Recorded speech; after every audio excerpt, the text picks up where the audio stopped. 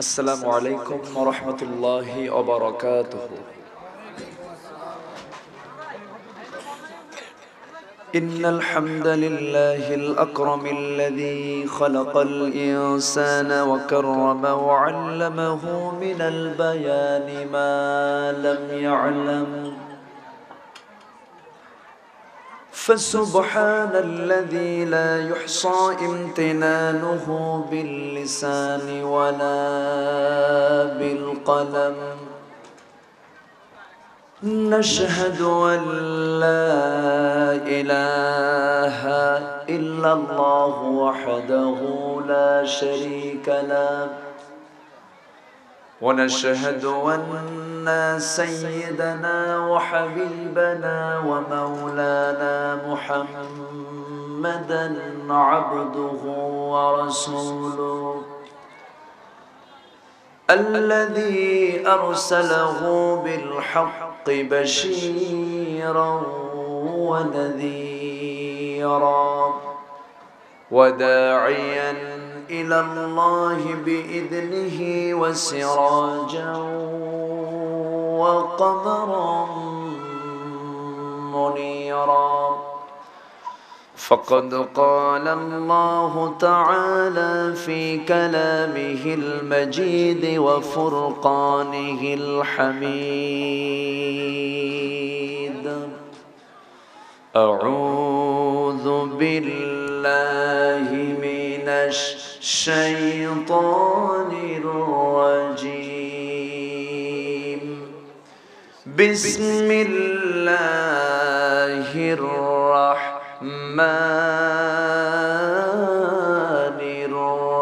الرحيم.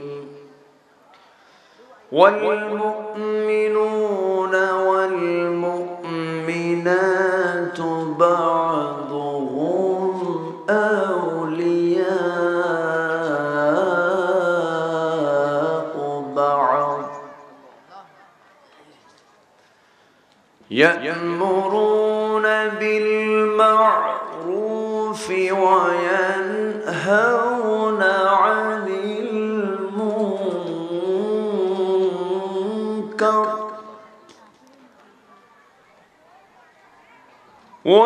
ويقيمون الصلاة ويؤتون الزكاة ويطيعون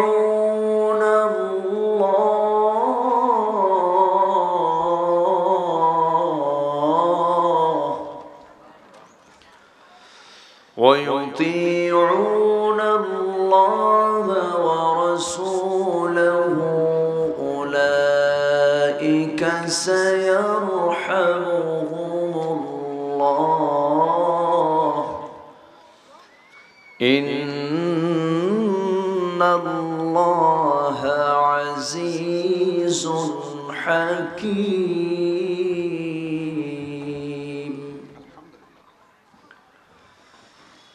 وقال تعالى مخبرا وآمرا: إن الله وملائكته يصلون على النبي يا أيها الذين آمنوا صلوا عليه وسلموا تسليما। আমার মায়েরা, আমরা সবাই দরুদ ইব্রাহিম পড়ছি। আল্লাহুম্মা সাল্লি আলা মুহাম্মাদ ওয়া আলা আলি মুহাম্মাদ কামা সাল্লাইতা আলা ইব্রাহিম ওয়া আলা আলি ইব্রাহিম ইন্নাকা হামিদুম মাজিদ। اللهم بارك على محمد وعلى آل محمد كما باركت على إبراهيم وعلى آل إبراهيم إنك حميد مجيد.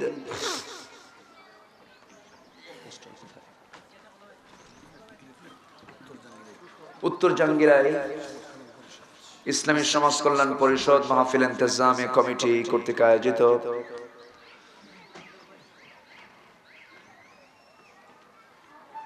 3 দিন ব্যাপী তাফসীরুল কোরআন মাহফিলের তৃতীয় দিবসের মহিলা মাহফিলে সম্মানিত সুযোগ্য সভাপতি, আমার পূর্বের মেহমান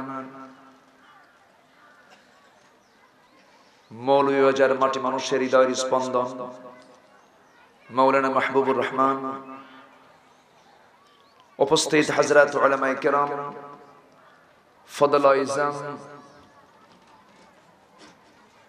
বিশেষ করে আজকের প্রোগ্রামের সম্মানিত প্রধান অতিথি, আমি যাদেরকে বলবো আমার সামনে উপস্থিত, পর্দার আড়ালে আমার সম্মানিতা শ্রদ্ধেয়া মা বোনেরা, আলোচনার সূচনায় আনুষ্ঠানিকতার মধ্য দিয়ে আমার পক্ষ থেকে আবারও হৃদয় নিংড়ানো, প্রাণ উজাড় করানো সালাম, আসসালামু আলাইকুম ওয়া রাহমাতুল্লাহি ওয়া বারাকাতুহু। আল্লাহ পাকের শুকর যে মহান রব্বুল ইজ্জত ওয়াল জালাল হাজার ব্যস্ততাকে উপেক্ষা করে এই দিনের বেলায় অনুষ্ঠিত মহিলা মাহফিলে আপনাকে আমাকে আসার এমন একটি সুন্দর পরিবেশে বসার সুযোগ করে দিয়েছেন।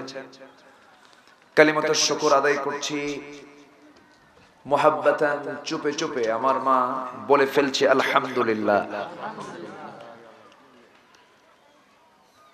সম্মানিতা মা বোনেরা, আপনারা তো আমার আড়ালে আছেন। শ্রোতাকে সামনে রেখে কথা বলার একটা আলাদা সিচুয়েশন, আর শ্রোতাকে না দেখে কথা বলা মানে একটা আলাদা একটা বিব্রতকর অবস্থাও পড়ে যায় অনেক সময়।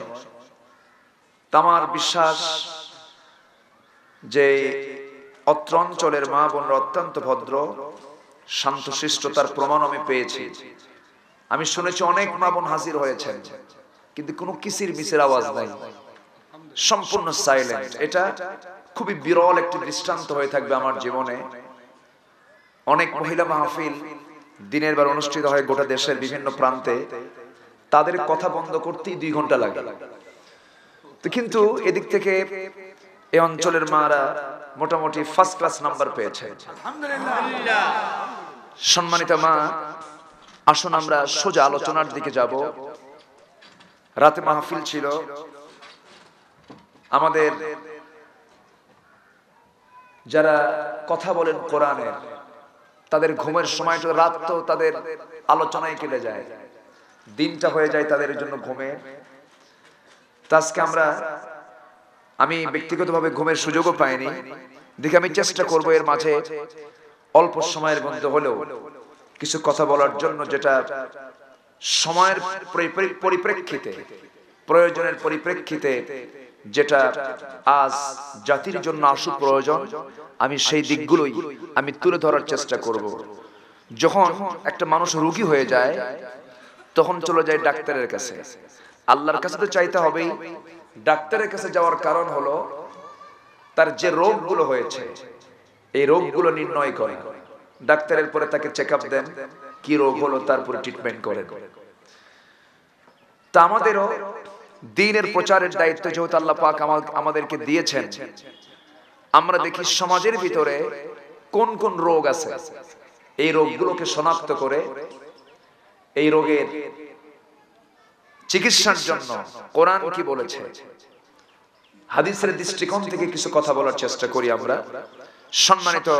সম্মানিত মায়েরা, আমরা এখানে যারা উপস্থিত হয়েছি, আপনারা যারা হাজির হয়েছেন, সবাই আপনারা বিশ্বাস করেন যে আল্লাহ আছেন, আল্লাহ আমার সৃষ্টিকারী, তিনি আমার জীবন দিয়েছেন, তিনি আবার মৃত্যু দান করবেন, আবার আমাকে জিন্দা করবেন, আবার আমাকে হাসরের ময়দানে হাজির করে আমার বিচার সম্পূর্ণ করবেন এবং আমাকে যে কোনো একটা স্থান, জান্নাত অথবা জাহান্নামে যেতে হবে।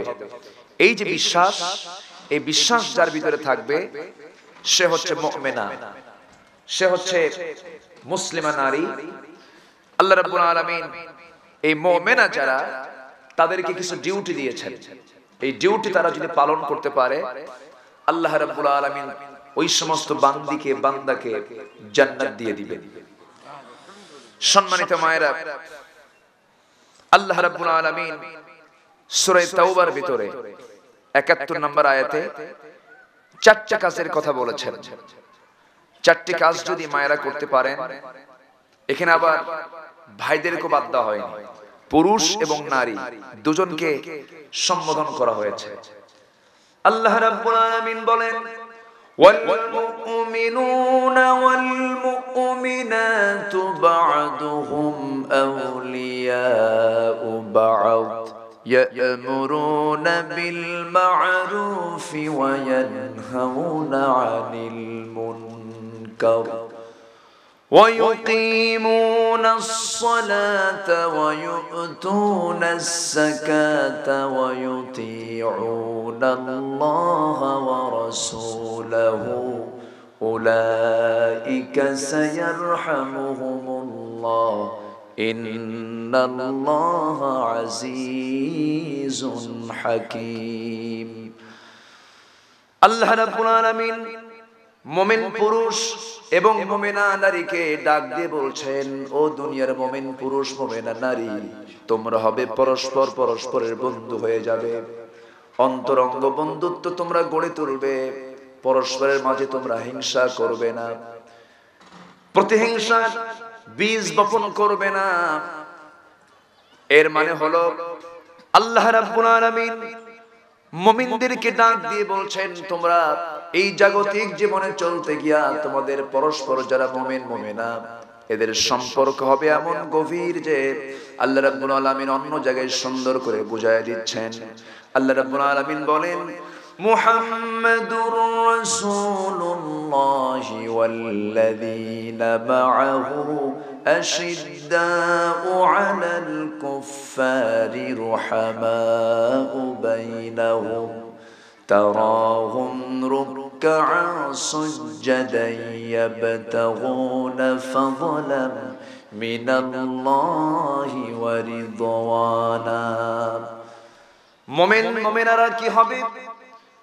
পরস্পর রহমদিল হবে, আর কাফিরদের ব্যাপারে হবে খুব কঠোর।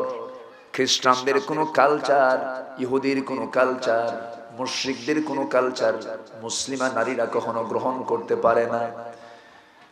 ভালোবাসা মানে কি? অন্তরঙ্গ বন্ধুত্ব মানে কি? একজন মুমিনা নারী কখনো খ্রিস্টানদের তৈরি করা কোনো কালচারকে মেনে নিতে পারে না। মুমিনের জিন্দেগিতেই একজন মুমিনা নারী ইমানি হালাত নিয়ে তাকে সর্বক্ষণ 24টি ঘন্টা সময় তাকে পাড়ি দিতে হবে। কিন্তু দুঃখজনক হলেও সত্য, আজকে অধিকাংশ মুসলমান ইসলামকে ছেড়ে দিয়া, অধিকাংশ নারী ইসলামী তাহজিব তামাদ্দুনকে ছেড়ে দিয়া বিধর্মীদের, মুশরিকা নারীদের সংস্কৃতিকে গ্রহণ করার জন্য তারা কম্পিটিশন শুরু করে দিয়েছে। মুসলিমা নারীদের যে নিজস্ব একটা সংস্কৃতি আছে, সেই সংস্কৃতি থেকে আজকে নারীরা অনেক দূরে চলে গেছে। নাটকগুলো, দেশীয় নাটক, এদেশের মায়েরা, নাটক তো নাটকই, নাটকের মধ্যে তার কিছু নাই। তো দেশের যে নাটকগুলো ছিল আগের যুগে চলতো, এইগুলো আর চলে না। এখন সব মেয়েরা পছন্দ করে ভারতীয় নাটকগুলো। তো ভারতের যারা নাটকগুলো প্রযোজনা করেন, যারা প্রডিউসারের দায়িত্ব পালন করেন, তারা তো বিধর্মী মুশরিকা। তাদের মস্তিষ্ক প্রসূত যে নাটকগুলো, এই নাটকগুলো মুসলিম পরিবারের মায়েরা যদি এগুলো দেখেন, এটা কি মুমিনা নারীর লক্ষণ? না। একজন মুমিনা, একজন মুসলিমা নারী এমনটা করতে পারে না। সম্মানিত মা, আজকের মাহফিল আপনারা এসেছেন, আমি আপনাদেরকে করজোরে মিনতি জানাবো কয়েকটা বিষয়। মেয়েদের ভিতরে শিরকের প্রবণতা বেশি লক্ষ্য করা যায়, নারীদের ভিতরে বেদাতের দিকগুলো বেশি লক্ষ্য করা যায়। যেমন শুক্রবার এই করা যাবে না, অমুক মাসে বিয়ে হওয়া যাবে না, তারপরে শনিবারে শ্বশুর বাড়ি যাওয়া যাবে না, এরকম করে অদ্ভুত আকারের কিছু কিছু বিষয়গুলো মেয়েদের মধ্যে প্রচলিত আছে। বৈশাখ মাসে বিয়ে হলে সংসারে ঝড় আগুন লাগবে। তো এই যে কিছু কিছু বিষয়, এটা মেয়েদের ভিতরে কাজ করে। আর বাচ্চা হয় না, সন্তান হয় না, চলে যায় মাজারে, যে বাবার কাছে কাইথা করে দেখেন আমার স্বামী আমারে পছন্দ করে না, আমার এই সমস্যা ওই সমস্যা। তো এই সমস্যাগুলো মেয়েদের ভিতরে, মাদের ভিতরে বেশি লক্ষণীয়, বেশি লক্ষণ করা যায়। সম্মানিত মা, মোমেন যে, মোমেনা যে, সে সম্পূর্ণ সর্বক্ষণের জন্য সে 24 ঘন্টা বিশ্বাস স্থাপন করবে আল্লাহর উপরে। তার দায়িত্ব হবে আলাইসাল্লাহু বিকাফিন আবদাহ, বান্দার জন্য কেউ না, আমার আল্লাহই যথেষ্ট। এই চিন্তা লালন করে আপনাকে চলতে হবে। একজন পুরুষের চাইতে নারীর জান্নাতে যাওয়া কত সহজ। একজন নারী কামাই রোজগারের কোনো টেনশন নাই। একটা পুরুষের কত চিন্তা, বিদেশ যাওয়া লাগে, চাকরি করা লাগে, ব্যবসা করা লাগে, কত কি করা লাগে।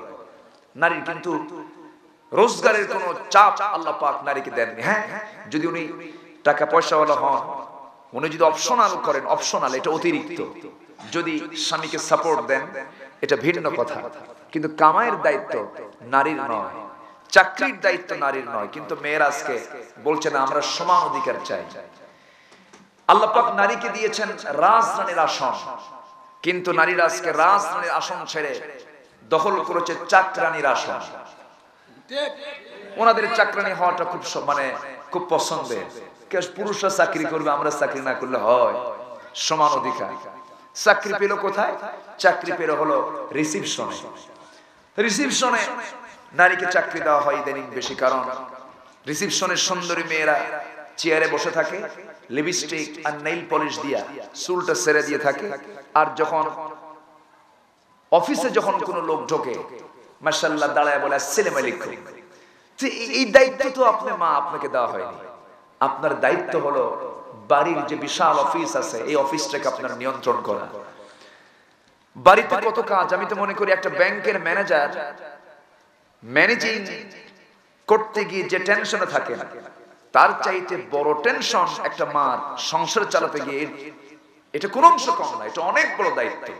যদি পুরোপুরি হক তিনি আদায় করতে চান, সন্তানের হক, স্বামীর হক, পরিবারের হক, শ্বশুর শাশুড়ি, এরপরে আত্মীয় স্বজন, রান্না বান্না, অনেক কিছু আছে। সন্তানকে লালন পালন, সন্তানকে দুধ খাওয়ানো, কত কি দায়িত্ব আছে। এখন একজন মহিলা যদি বাইরের চাকরিটাও করতে যান, তাহলে তার ডিউটি হয়ে গেল ডাবল। আর ডাবল যখন ডিউটি হয় তখন নারীর মেজাজ তো ডাবল হবে, তখন খিটখিটে মেজাজ হবে, স্বামীর হক প্রকৃত আদায় হবে না, বহু নানাবিধ সমস্যা এসে এখানে বাসা বাঁধবে। আল্লাহ যেটা করেন, আল্লাহ পাকের আইন তো অতুলনীয়। আল্লাহ পাকের আইনের ভিতরে তো কোনো দোষ খুঁজে পাওয়া যাবে না। আল্লাহ যেটা চান বান্দার কল্যাণের জন্যই চান। ওই যে কিছু কিছু মহিলা চাকরিতে চলে যান, বাচ্চাগুলো ছোট থাকে, এই বাচ্চাগুলো কাজের মেয়ের কাছে মানুষ হয়। কাজের মেয়ে যে ভাষায় কথা বলে, সন্তানরা সেই ভাষাগুলো শেখে। একজন মার দায়িত্ব হচ্ছে সন্তানকে লালন পালন করা, এটা সবচেয়ে তার বড় ডিউটি। কিন্তু আজকে সমাজের এক শ্রেণীর প্রগতিশীলার পরিচয় দানকারিনী কিছু মহিলা মেয়েদেরকে ঘর থেকে বের করে দিতে চায়। হ্যাঁ, মেয়েরা চাকরি করতে পারবে না কেন? চাকরি করতে পারবে যদি সেরকম সুযোগ পরিবেশ যদি পাওয়া যায়, সেক্ষেত্রে ভিন্ন কথা। মেয়েরা ডাক্তার হবে, মেয়েরা ইঞ্জিনিয়ার হবে। ডাক্তার না হলে আপনি পর্দাশীলা মহিলা, আপনার পেটের অপারেশনটা করবে কে? একজন মহিলা ডাক্তার তো দরকার। আপনি হবেন না কেন? আপনার সেক্টরে আপনি হবেন। কিন্তু একটা পাখি আকাশে তখনই ওড়ে যখন দুই ডানায় সক্রিয় থাকে। আপনি পরিবার ছেড়ে দিলেন, আপনি স্বামী ছেড়ে দিলেন, আপনি এক সাইড হয়ে আপনি চললেন, তা হবে না। আকাশের পাখি যেমন দুই ডানার উপরে ভর করে আকাশে ওড়ে, একজন নারীর উচিত সবকিছুকে ব্যালেন্স করে তাকে চলা। সম্মানিত মায়েরা, আপনি যদি চারটা আমল করতে পারেন, এই আয়াতের দৃষ্টিকোণ থেকে আল্লাহ পাক আপনাকে জান্নাত দিয়ে দিবেন। আল্লাহ রাব্বুল আলামিন এই চারটি কাজের আগে পরস্পরের মধ্যে সম্পর্কের গভীরতার কথা বলে দিলেন। সম্পর্কের যেন কোনো ঘাটতি না হয়, কোনো হিংসা থাকা যাবে না, কোনো কৃপণতা থাকা যাবে না, অশালীন কোনো কথা বলা যাবে না, মিথ্যার সুযোগ গ্রহণ করা যাবে না, গীবত পরনিন্দা পরচর্চা করা যাবে না, এরপরে মিথ্যা সাক্ষ্য দেওয়া যাবে না, একজন মুমিনার জীবনটা হবে সম্পূর্ণ কোরআন মাফিক। আল্লাহ পাক সবকিছুর মধ্যে বলে দিয়েছেন এই সমস্ত চরিত্রগুলো তৈরি করে নিয়া তারা চারটা কাজ করবে। এক নাম্বার হলো ইয়ামুরুনা বিল মা'রুফি ওয়া ইয়ানহাউনা আনিল মুনকার ওয়া ইউকিমুনাস সালাতা ওয়া ইউতুনাস যাকাতা ওয়া ইউতিউনা আল্লাহা ওয়া রাসূলাহু উলাইকা সায়ারহামুহুমুল্লাহ ইন্নাল্লাহা আজিজুন হাকীম। এক নম্বর কাজ হলো নারী সমাজ কি করবে, পুরুষ সমাজ কি করবে, দুজনকে তো দায়িত্ব দেওয়া হয়েছে। এক নম্বর হলো তারা সৎ কাজের আদেশ দেবে, অসৎ কাজের তারা বাধা প্রদান করবে। এই ডিউটি শুধু আল্লাহ পাক পুরুষকে দিলেন না, নারীকেও দিয়ে দিলেন। আমার মা সেই জন্য আপনার ডিউটি, আপনি ঘুম থেকে যখন উঠবেন, ঘুম থেকে ওঠার সঙ্গে সঙ্গে আপনার দায়িত্ব হলো আযান শুনলেন আপনি নামাজে দাঁড়িয়ে যাবেন। নামাজটা আদায়ের পর চিন্তা করে সারাটা দিন আপনি কেমনে পাড়ি দিবেন। নামাজ পড়ে আপনার দায়িত্ব হলো যে ঘরে দাঁড়িয়ে দাঁড়িয়ে নামাজ পড়েছেন সেই ঘরে আল্লাহর কালামটা খুলে নিয়ে আপনি সুন্দর করে কোরআন তেলাওয়াতটা করে নেবেন। সুন্দর করে কোরআন তেলাওয়াত করবেন, আপনার সন্তানের কানে চলে যাবে, আপনার সন্তান আল্লাহওয়ালা হয়ে যাবে। আপনার তেলাওয়াত শুনলে আপনার স্বামী, আপনার তেলাওয়াত শুনলে আপনার সন্তান, আপনার তেলাওয়াত শুনলে ফেরেশতারা, রহমতের সমস্ত কিছু আপনার ঘরের মধ্যে ঢুকে যাবে। যেই ঘরে কোরআন তেলাওয়াত বেশি সেই ঘরে কখনো অশান্তি হয় না। কিন্তু যে ঘরে স্টার জলসা বেশি সে ঘরে কি হয়? কি যে মুশকিল, নাটকের কি লোভ, নাটকের কি যে নেশা। মনে হয় মদ, হেরোইন, ফেন্সিডিল, ইয়াবা, বাবার যে নেশা তার চেয়ে কোন অংশে কম নেশা এই ভারতীয় নাটকের উপরে মেয়েদের যে কম, তা কোন অংশ কম না। অনেক নেশার সাগরে আজকে হাবুডুবু খাচ্ছে এদেশের মায়েরা। তবে এই এলাকার মায়েরা খুব ভালো নাকি? একটু কম দেখে, তাও দেখে, একটু কম দেখে, কম দেখার বেশি দেখে একই কথা। মা আজকে থেকে ভাববেন আপনি, আপনি যখন ওই সমস্ত মিডিয়াগুলো খুলবেন, ভারতীয় চ্যানেলগুলো খুলবেন, আপনাকে ভাবতে হবে যে আমি একটা পূজার মণ্ডপ খুললাম, আমি পূজার মণ্ডপ দেখলাম। এই চিন্তা মাথায় যদি আনেন তাহলে আপনার ভিতরে আর এই দেখার আগ্রহ থাকবে না। দেখেন না ওই সমস্ত মহিলাদের ছবিতে না কি কপালে সিঁদুর দেওয়া, পোশাক আশাক তাদের ওই ধরনের। আপনাদের পোশাক কি হবে, ড্রেস কোডটা আমি আজকে শিখাই দেবো, বলে দেবো যে কোন ড্রেসটা আপনাকে পড়তে হবে। আমি পর্যায়ক্রমে সব বলে দেবো। আমি মেয়েদের ড্রেসটা কি কেমন হবে, মেয়েদের ড্রেস কি খ্রিস্টানদের মতো হবে নাকি? না। মেয়েদের ড্রেস কি হিন্দুদের মতো হবে না? মুমিনা নারীদের ড্রেসও হবে ভিন্ন। শাড়ি, ব্লাউজ এগুলো তো মুমিনা নারীদের পোশাক নয়, কিন্তু ম্যাক্সিমাম এই দেশের মায়েরা শাড়ি ব্লাউজটা পরে, এটা পরা যাবে না। মেয়েদের ড্রেস কি হবে আমি একটু আস্তে আস্তে আমি সেই দিকে যাচ্ছি। রুচির পরিবর্তন করতে হবে, মা চিন্তা চেতনার পরিবর্তন করতে হবে, অপরাধ বোধ ভিতরে থাকতে হবে। অপরাধ বোধ যদি না থাকে, আমি অনুশোচনা যদি না থাকে, সে তো মুসলমান না, সে তো মুমিন হতে পারে না। এটা মুনাফিকের লক্ষণ। এটা ভুল করেছি, সঙ্গে সঙ্গে চোখের পানি ফেলে মাফ চাইয়ে নেব আল্লাহর কাছে। আল্লাহ ভুল হয়ে গেছে, আমারে মাফ করে দাও। তওবার দরজা সবার জন্য মৃত্যুর পূর্ব মুহূর্ত পর্যন্ত খোলা আছে, কিন্তু ইচ্ছা করে গুনাহ করে আল্লাহ মাফ করে দাও। আল্লাহ মাফ করার ঠেকা পড়ে নাই। আল্লাহ ইচ্ছা করে কোনো গুনাহ করা যাবে না। অনিচ্ছাকৃত অনাকাঙ্ক্ষিত যদি কোনো গুনাহ হয়ে যায় আল্লাহর কাছে মাফ চেয়ে নিতে হবে। গুনাহ হবে বান্দার, আল্লাহ পাক মাফ করে দিবেন। অপরিকল্পিত ডিসপ্ল্যানের গুনাহ, প্ল্যানের গুনাহ মাফ হবে না। প্ল্যান করে গুনাহ করবেন, আল্লাহ প্ল্যান করে আপনাকে জাহান্নাম দিবেন। এইজন্য প্ল্যান করে কোনো গুনাহ করা যাবে না। সম্মানিতা মা, বন্ধুত্বের প্রাচীর গড়ে তুলতে হবে পরস্পর মুমিনদের মাঝে, মুমিন মুমিনাদের মাঝে বন্ধুত্বের প্রাচীর গড়ে তুলতে হবে। এখন বন্ধুত্ব তো বহু আছে, বন্ধুত্ব আবার বয়ফ্রেন্ডও আছে। বয়ফ্রেন্ড আছে না, বয়ফ্রেন্ড আছে মেয়েদের জন্য, আর পুরুষের জন্য আছে গার্লফ্রেন্ড। এটাও কি বন্ধুত্ব নাকি? না, এটা বন্ধুত্ব না।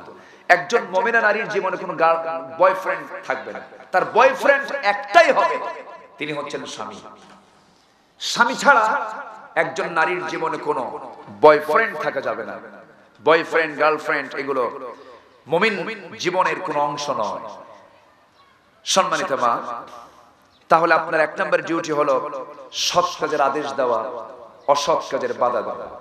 আল্লাহ রাব্বুল আলামিন অন্য জায়গায় সুন্দর করে বলছেন, কুনতুম খায়রা উম্মাতিন উখরিজাত লিন-নাসি তা'মুরুনা বিল মা'রুফি ওয়া তানহাউনা আনিল মুনকার। তোমরাই শ্রেষ্ঠ জাতি, মানুষের কল্যাণের জন্য তোমাদেরকে পৃথিবীতে পাঠানো হয়েছে। তোমরা কি করবে?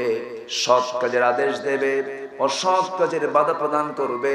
আল্লাহ পাক এই ডিউটি আমাকে আপনাকে দিয়েছেন, এই ডিউটি আপনাকে পালন করতে হবে। কোন অনাচার চলছে, অত্যাচার চলছে, জুলুম চলছে, নির্যাতন চলছে, অসামাজিক কার্যকলাপগুলো চলছে, আপনি নারী, আপনিও বসে থাকার কোনো সুযোগ ইসলাম দেয় নাই। আপনাকেও এটার প্রতিবাদ করতে হবে, আপনার যতটুকু শক্তি সামর্থ্য আছে। মান রাআ মিনকুম মুনকারান ফালইয়ুগাইয়িরহু বিয়াদিহি ফাইন লাম ইস্তাতি' ফাবিলিসানিহি ফাইন লাম ইস্তাতি' ফাবিকলবিহি ওয়া যালিকা আদআফুল ঈমান। তোমাদের মাঝে যদি শরীয়ত বিরোধী কোনো অন্যায় কর্মকাণ্ড কেউ সংগঠিত হতে দেখে, এক নম্বরে তার কাজ হলো সে হাতের দ্বারা তা প্রতিহত করবে। হাতের যদি শক্তি না থাকে, কথার দ্বারা সে যেন তার প্রতিবাদ জানায়। কথার যদি সে সুযোগ না পায়, অন্তরে যেন সেই অন্যায় কাজের জন্য ঘৃণা পোষণ করে। আর এটা হচ্ছে সবচেয়ে দুর্বল ইমানের পরিচয় বহন করে, অন্তর দিয়ে ঘৃণা করা। আমার মা, আপনাকেও প্রতিবাদী হতে হবে, আপনাকে অন্যায়ের বিরুদ্ধে সোচ্চার হতে হবে। আমার নবীজি বলেন, উহুদের ময়দানে, আমি জিহাদের ময়দানে দুজন মহিলাকে আমার সবচেয়ে কাছে পেয়েছি, উম্মে আইমান আর উম্মে আম্মারা। মহিলারা ইকামতে দ্বীনের জন্য তারা পিছপা হননি, অনেক কাজ তারা করেছেন ইকামতে দ্বীনের জন্য। সম্মানিতা মা, সম্মানিতা আমার বোনেরা, তাহলে এক নম্বর হলো সৎ কাজের আদেশ দেওয়া, অসৎ কাজের বাধা দেওয়া। আল্লাহ রাব্বুল আলামিন এই হুকুমটা আবার অন্য জায়গায় বলছেন, ওয়াল তাকুম মিনকুম উম্মাতুন ইয়াদউনা ইলাল খায়রি ওয়া ইয়া'মুরুনা বিল মা'রুফি ওয়া ইয়ানহাউনা আনিল মুনকার। তোমাদের ভিতরে এমন একটা টিম থাকা দরকার, যে টিম কি করবে? মানুষকে সৎ কাজের আদেশ দেব, সৎ কাজের বাধা প্রদান করবে। আর এই কাজটা যখন আপনি একা করতে যাবেন, পারবেন না, আপনাকে সংগঠিত হতে হবে, আপনাকে সংঘবদ্ধ হতে হবে, জমাতবদ্ধ হতে হবে, একতাবদ্ধ হয়ে একটা প্ল্যাটফর্মে এসে আপনি তার মোকাবেলা করবেন। আপনি সেই সমস্ত অন্যায় কাজের প্রতিহত করবেন। একা একা তো করা সম্ভব নয়। এই জন্য আমার রাসূল সংগঠন গড়ে তুলেছেন, আমার রাসূল সাহাবায়ে কেরামকে নিয়ে সম্মিলিত শক্তি গড়ে তুলেছেন। আজকেও যারা ইকামতে দ্বীনের যারা কাজ করছেন, সেই জায়গায় শামিল নিজেকে করে নিতে হবে। সবাই মিলে অন্যায়ের বিরুদ্ধে প্রতিবাদ করতে হবে। এই ক্ষেত্রে নারীও কিন্তু পিছপা হওয়া যাবে না। পুরুষকেও দায়িত্ব দেওয়া হয়েছে, নারীকেও দায়িত্ব দেওয়া হয়েছে। এটা হচ্ছে এক নম্বরের ডিউটি। নাম্বার 2 হলো ওয়ায়ুকিমুনাস সালাতা ওয়া ইউতুনাস যাকাতা ওয়া ইউতিউনাল্লাহ। নাম্বার 2 ডিউটি হলো নামাজ কায়েমের সংগ্রাম করতে হবে। নামাজ কায়েমের আগে এক নাম্বার শর্ত হলো আপনাকে নামাজ নিজে আগে আদায় করতে হবে। নামাজ আদায়ের ক্ষেত্রে আপনি নারী, মসজিদে যাওয়া আপনার জন্য শর্ত নয়। পুরুষের জন্য যেমন শর্ত আরোপ করা হয়েছে, এমন কঠিন শর্ত মেয়েদের ক্ষেত্রে নাই। মেয়েরা যদি আজান শোনার সঙ্গে সঙ্গে যদি ওযু বানায়া মুসাল্লায় দাঁড়ায়া ঘরের কোনায় দাঁড়িয়ে দাঁড়িয়ে যদি নামাজ পড়তে পারেন, পুরুষরা কষ্ট করে মসজিদে গিয়ে নামাজ পড়ে যে সওয়াব কামাই করবে, তার সমান পরিমাণ সওয়াব আল্লাহ পাক ওই নারীর আমলনামায় দিয়ে দিবেন। কিন্তু শর্ত হলো তাকে সময় মতো আসসালাতু আলা ওয়াক্তিহা, সময় মতো তাকে নামাজ আদায় করতে হবে। এবং নামাজ তো সবসময় মেয়েদের পড়া যায় না। মাদের নামাজের ক্ষেত্রে কিছুটা রেস্ট্রিকশন আছে। আল্লাহ পাক সেটাকে অফ করে দিয়েছেন, এটা আপনার জন্য সুযোগ দিয়েছেন। আল্লাহ পাক আপনাকে ভালোবাসেন মনে করে আল্লাহ পাক একটা নির্দিষ্ট সময় 3 দিন থেকে 10 দিন পর্যন্ত আল্লাহ পাক আপনাকে রেহাই দিয়েছেন। আপনার প্রাকৃতিক শারীরিক দুর্বলতার দিকটা তাকিয়ে আল্লাহ পাক চেয়েছেন যে না, আমার বান্দিকে এই সময়টা আমি আমার হক আমার হক সে আদায় না করলেও আমি তার আমলনামায় কোনো গুনাহ লিখব না। আল্লাহ পাক দেখেন আমার মা আপনাকে কত ভালোবাসেন, ভালোবেসে নামাজটা পর্যন্ত আপনার জন্য স্থগিত করে দিয়েছেন, মাফ করে দিয়েছেন, যা পুরুষের ক্ষেত্রে দেওয়া হয়নি। এরপর নেফাজের সময় যখন সন্তান ডেলিভারি হয়ে যায়, ডেলিভারি হওয়ার পর থেকে নিয়ে 40 দিন পর্যন্ত মাদের নামাজের কোনো জরুরত নাই। আল্লাহ পাক নামাজকে সেই সময়ের জন্য মাফ করে দিয়েছেন। আল্লাহ তো চান না আমার বান্দির কোনো কষ্ট করে আমার হক আদায় করুক। আল্লাহ কত দয়ালু, আল্লাহ কত রহমওয়ালা, যে আল্লাহ পাক তার বান্দাকে কি পরিমাণ ভালোবাসেন। মা তার সন্তানকে ভালোবাসেন, ভালোবাসেন না কেন? অবশ্যই ভালোবাসেন। মা তার সন্তানকে যতটুকু না ভালোবাসেন, তার চাইতে এক গুণ নয়, দ্বিগুণ নয়। আর রহমান শব্দটা রেহেম থেকে এসেছে। রেহেম মানে হলো জরায়ু। জরায়ু থেকে আগত সন্তানকে তার মা যতটুকু না ভালোবাসেন, তার চাইতে লক্ষ লক্ষ কোটি কোটি গুণ আমার আল্লাহ তার বান্দা বান্দাকে ভালোবাসেন। বান্দাকে আল্লাহ রাব্বুল আলামিন এত বেশি ভালোবাসেন, বান্দা যখন আল্লাহর পথে যখন হেঁটে হেঁটে যায়, আল্লাহ বান্দার দিকে দৌড়ে দৌড়ে আসেন। বান্দা যখন এক পা গায়ে যায়, আল্লাহ পাক তার জন্য 10 পা গায়ে যান। বান্দা যখন আল্লাহর কাছে চোখের পানি ফেলে মাফ চায়, চোখের পানি জমিনে পড়ার পূর্বে আল্লাহ পাক তার তামাম জিন্দেগির গুনাহগুলো মাফ করে দেন। আমার মা, সেজন্য আল্লাহর কাছে চাইতে হবে। চাওয়ার ক্ষেত্রে 1 নম্বর মাধ্যম হচ্ছে নামাজ। আপনাকে নামাজ পড়তে হবে, নামাজ ছেড়ে দেওয়া যাবে না। বিয়ের দিন আসলো, লিপস্টিক দিয়েছেন ঠোঁটে, হাতে দিয়েছেন নেইল পলিশ, নামাজ কি আর পড়া যায়? লিপস্টিক নষ্ট হয়ে যাবে, নেইল পলিশ নষ্ট হয়ে যাবে। আপনার নেইল পলিশের কারণে, সাজগোজের কারণে আপনার নামাজের মতো একটা শ্রেষ্ঠ ইবাদত চলে গেল। এটা কত বড় ক্ষতি করে ফেলেন আপনি। সারা বছর বোরকা পড়ে, বিয়ের দিন বোরকা ছাড়ে, এরকম আছে না? বিয়ের অনুষ্ঠানে বোরকা ছেড়ে দেয়, এটা উচিত না। আপনি নামাজি যদি হন, আপনার চরিত্র এমনটা হওয়া যাবে না। বিয়ের দিন কেন ওই কি বলে বোরকাটা ছাড়ে? বোরকাটা ছাড়ার কারণ হচ্ছে বাবার বাড়ি থেকে কিছু গহনা পেয়েছেন, এই সোনার গহনাগুলো এখন বিয়ের দিন তো পরার শখ তো সবারই জাগে। তো বিয়ের দিন উনি পড়লেন, পরার পর এখন ভাবতেছে বোরকা যদি পরি কেউ তো আমারে দেখতে পাবে না যে আমার এইগুলো সোনা গহনাগুলো আছে। এই জন্য বোরকাটা না পইরা হাতে গলায় এই সোনার গহনাগুলো চেন টেন লাগায়, তারপরে কি হাতে কি লাগায়, চুড়িগুলো লাগায়, এই হয়ে দেখায় যে এই জামা গহনা। তো এগুলো করা যাবে না। মা, আপনি গহনা পরবেন পৃথিবীর অন্য কোনো মানুষকে খুশি করার জন্য নয়। আপনার খুশির 1 নম্বর টার্গেট থাকতে হবে, আপনি যাবতীয় অর্নামেন্টস পরবেন, সৌন্দর্যের সকল কিছু আপনি ডিসপ্লে করবেন আপনার স্বামীকে সন্তুষ্ট করার জন্য। এটা যদি আপনার উদ্দেশ্য হয়ে থাকে, তাহলে আপনার সাজগোজ, এই সাজগোজটা আল্লাহর দরবারে মঞ্জুর হয়ে যাবে। আর আপনি যদি সেই সাজগোজটা যদি করেন আপনি অন্য কাউকে খুশি করার জন্য, তাহলে এই সাজগোজ আপনাকে জাহান্নামেও নিয়ে যেতে পারে। এজন্য আপনার উদ্দেশ্য হওয়া উচিত আপনার সমস্ত সৌন্দর্যের বহিঃপ্রকাশ ঘটাতে হবে আপনার স্বামীর চিত্তরঞ্জনের জন্য, স্বামীর সন্তুষ্টির জন্য। সম্মানিত মা, রুচির পরিবর্তন হয়ে গেছে আজকে। আজকের মেয়েরা আর আগের যুগের মহিলা সাহাবীরা কি ছিলেন তারা, আর আজকের যুগের নারীরাটা কি। একটা মেয়ে ছেলে পছন্দ হয়তো করবে, ছেলে দেখতে আসছে, যদি মুখে দাড়ি থাকে, দাড়িওয়ালা ছেলে পছন্দ করে না, কে তো চাচা, একদম সোজা আস্ত চাচা বানায় ফেলে। এগুলো বলা ঠিক না। দাড়িওয়ালা ছিলেন মুহাম্মদুর রাসূলুল্লাহ সাল্লাল্লাহু আলাইহি ওয়াসাল্লাম। আবার অনেক পুরুষ আছে, হুজুর আমি তো দাড়ি রাখতে পারি না, কেন? আমার বইয়ের অনুমতি লাগবে না। কে রে, তুমি কি বইয়ের অনুমতি নিয়ে কি তুমি দাড়ি রাখবে নাকি? দাড়ি রাখা হচ্ছে ওয়াজিব। দাড়িওয়ালা ছিলেন মুহাম্মদুর রাসূলুল্লাহ সাল্লাল্লাহু আলাইহি ওয়াসাল্লাম। যে নারী দাড়িকে পছন্দ করবে না সে তো মুমিনা না। দাড়ি তো গুরুত্বপূর্ণ একটা বিষয়। পুরুষের মুখে দাড়ি থাকবে, এটা পুরুষত্বের প্রতীক। আর নারীর মুখে মনে দাড়ি আছে নাকি? নারীর মুখে দাড়ি থাকবে না। এটা হচ্ছে মেয়েদের, আল্লাহ পাক সৃষ্টিগতভাবেই মেয়েদের মুখের স্কিনে কোনো চুল রাখেন নাই, ন্যাচারালি মেয়েদের মুখে চুল ওঠে না। আর পুরুষের মুখে চুল ওঠে কেন?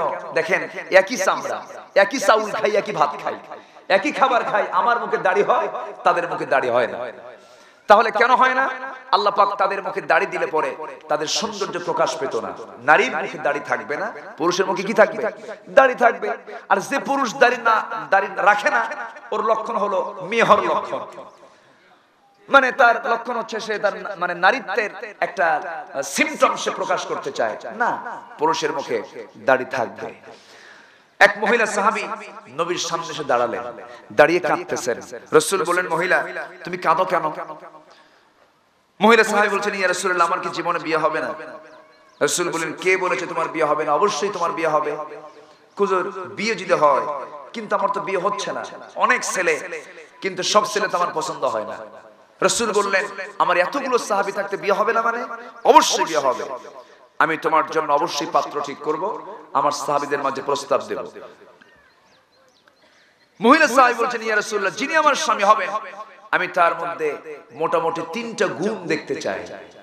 আমার রাসূল বললেন, ও মহিলা সাহাবী, তুমি ওই পুরুষের মধ্যে 3টা গুণ যে দেখতে চাও, 3টা গুণ কি কি আমাকে খুলে বলো।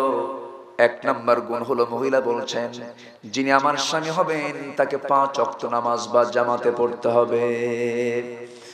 নাম্বার 2 হলো, রমজান মাসে রোজা রাখতে হবে। আর নামাজ যদি 5 ওয়াক্ত শুধু পড়লেই চলবে না, গোটা রাত যে এশা থেকে ফজর পর্যন্ত আছে সময়গুলো, এই গোটা রাত থেকে কিয়ামুল লাইল করে করে নফল নামাজ পড়ে পড়ে রাতটা পার দিতে হবে। কোন রাতে যদি তাহাজ্জুদ পড়তে যদিও মাযুর হয়ে যান, অসুস্থ হয়ে যান, অবশ্যই তাকে বসে বসে হলেও কোরআন তেলাওয়াত করে করে গোটা রাতটাকে পাড়ি দিতে হবে।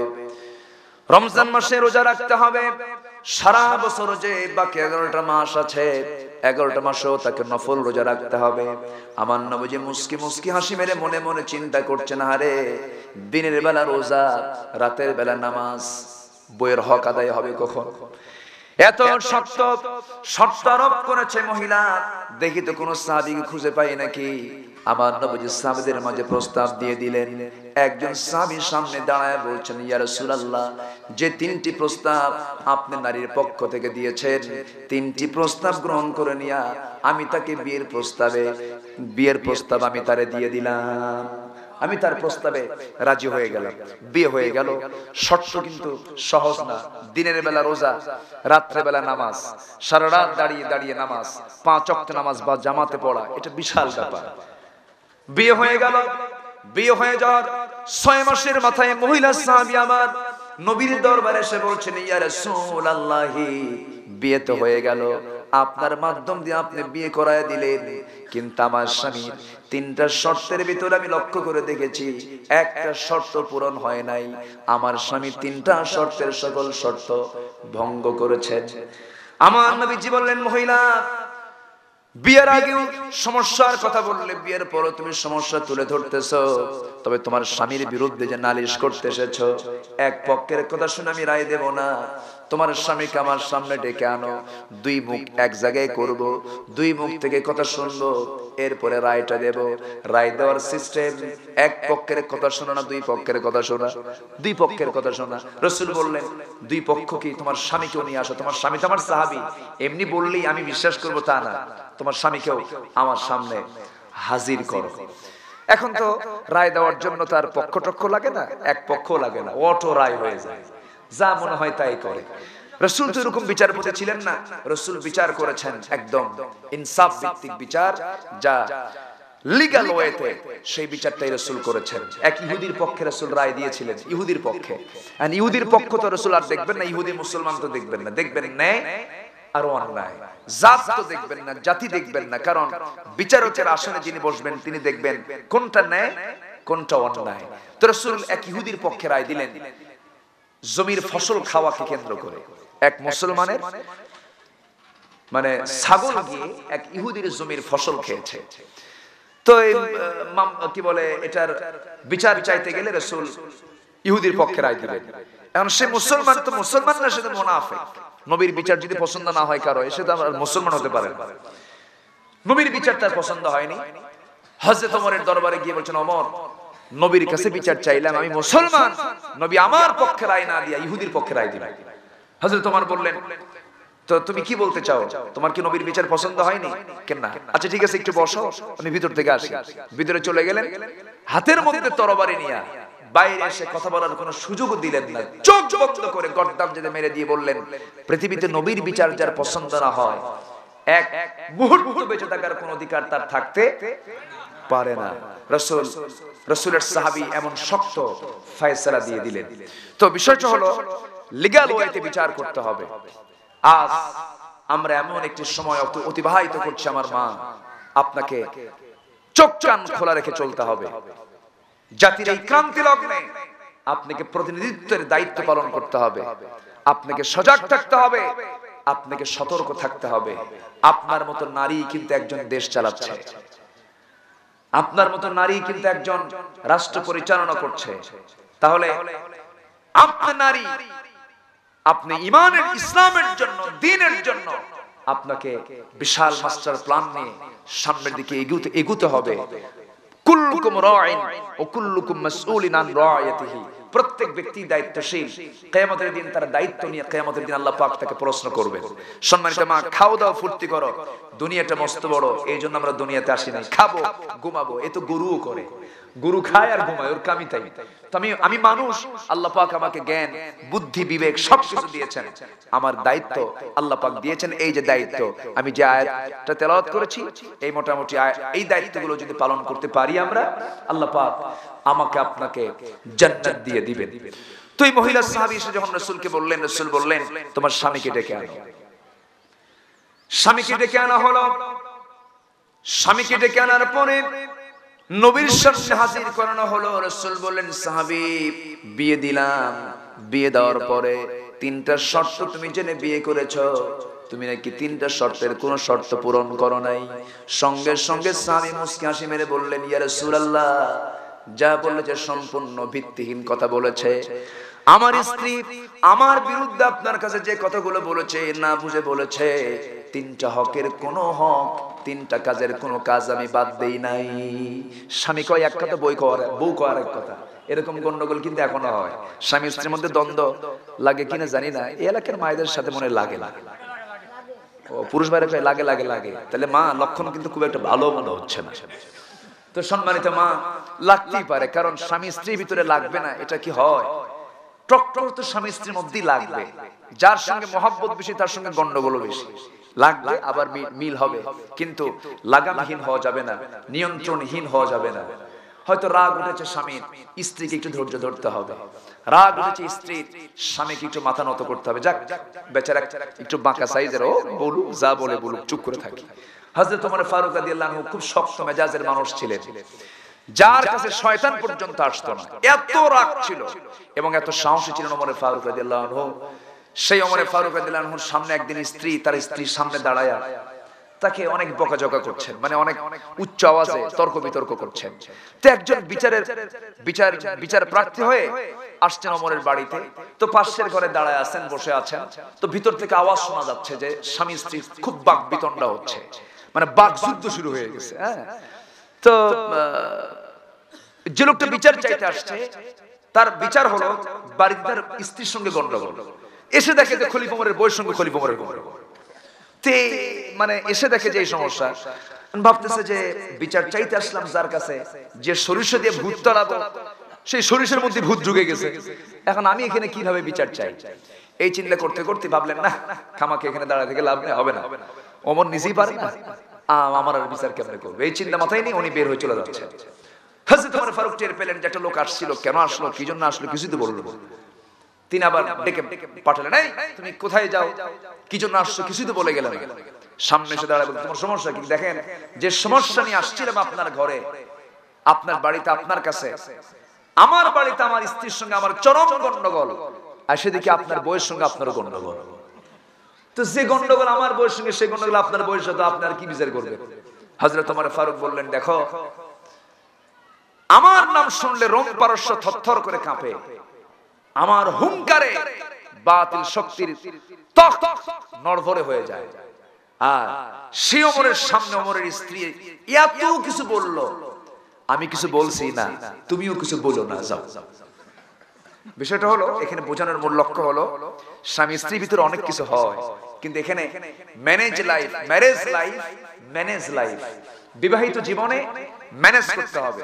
রাগ একজনের উঠবে আরেকজন থেমে যাবে, কিন্তু রাগের ঠেলায় কিছু কিছু পুরুষ আছে, আবার মহিলাও কিছু আছে। শোনো, মহিলা কয় তোমার সঙ্গে আমার সংসার হবেই না, তোমার সঙ্গে 24 বছর ঘর সংসার করে আমার জীবনই তামা হয়ে গেছে। একসঙ্গে এতগুলো কথা বলার পরপরই স্বামীও কম না, যা আমি তোকে রাখলাম না, 1 তালাক 2 তালাক 3 তালাক, তোকে মায়ের শুদ্ধ তালাক। এরকম রাগারাগি করে একদম একদম মানে পয়মাল হয়ে যায়। এরকম একটা ফতোয়া আমার কাছে আসলো। এক লোক এসে বলে, কাঁদতেছে, কান্দে কান্দে আর হুজুর মার্ডার। কি মার্ডার, কি হইছে? হুজুর কাম তো সারছি আমি। কি হুজুর? বউরে 3 তালাক দিছে। আমি বললাম তুমি কেমন কি কইছো কও তো।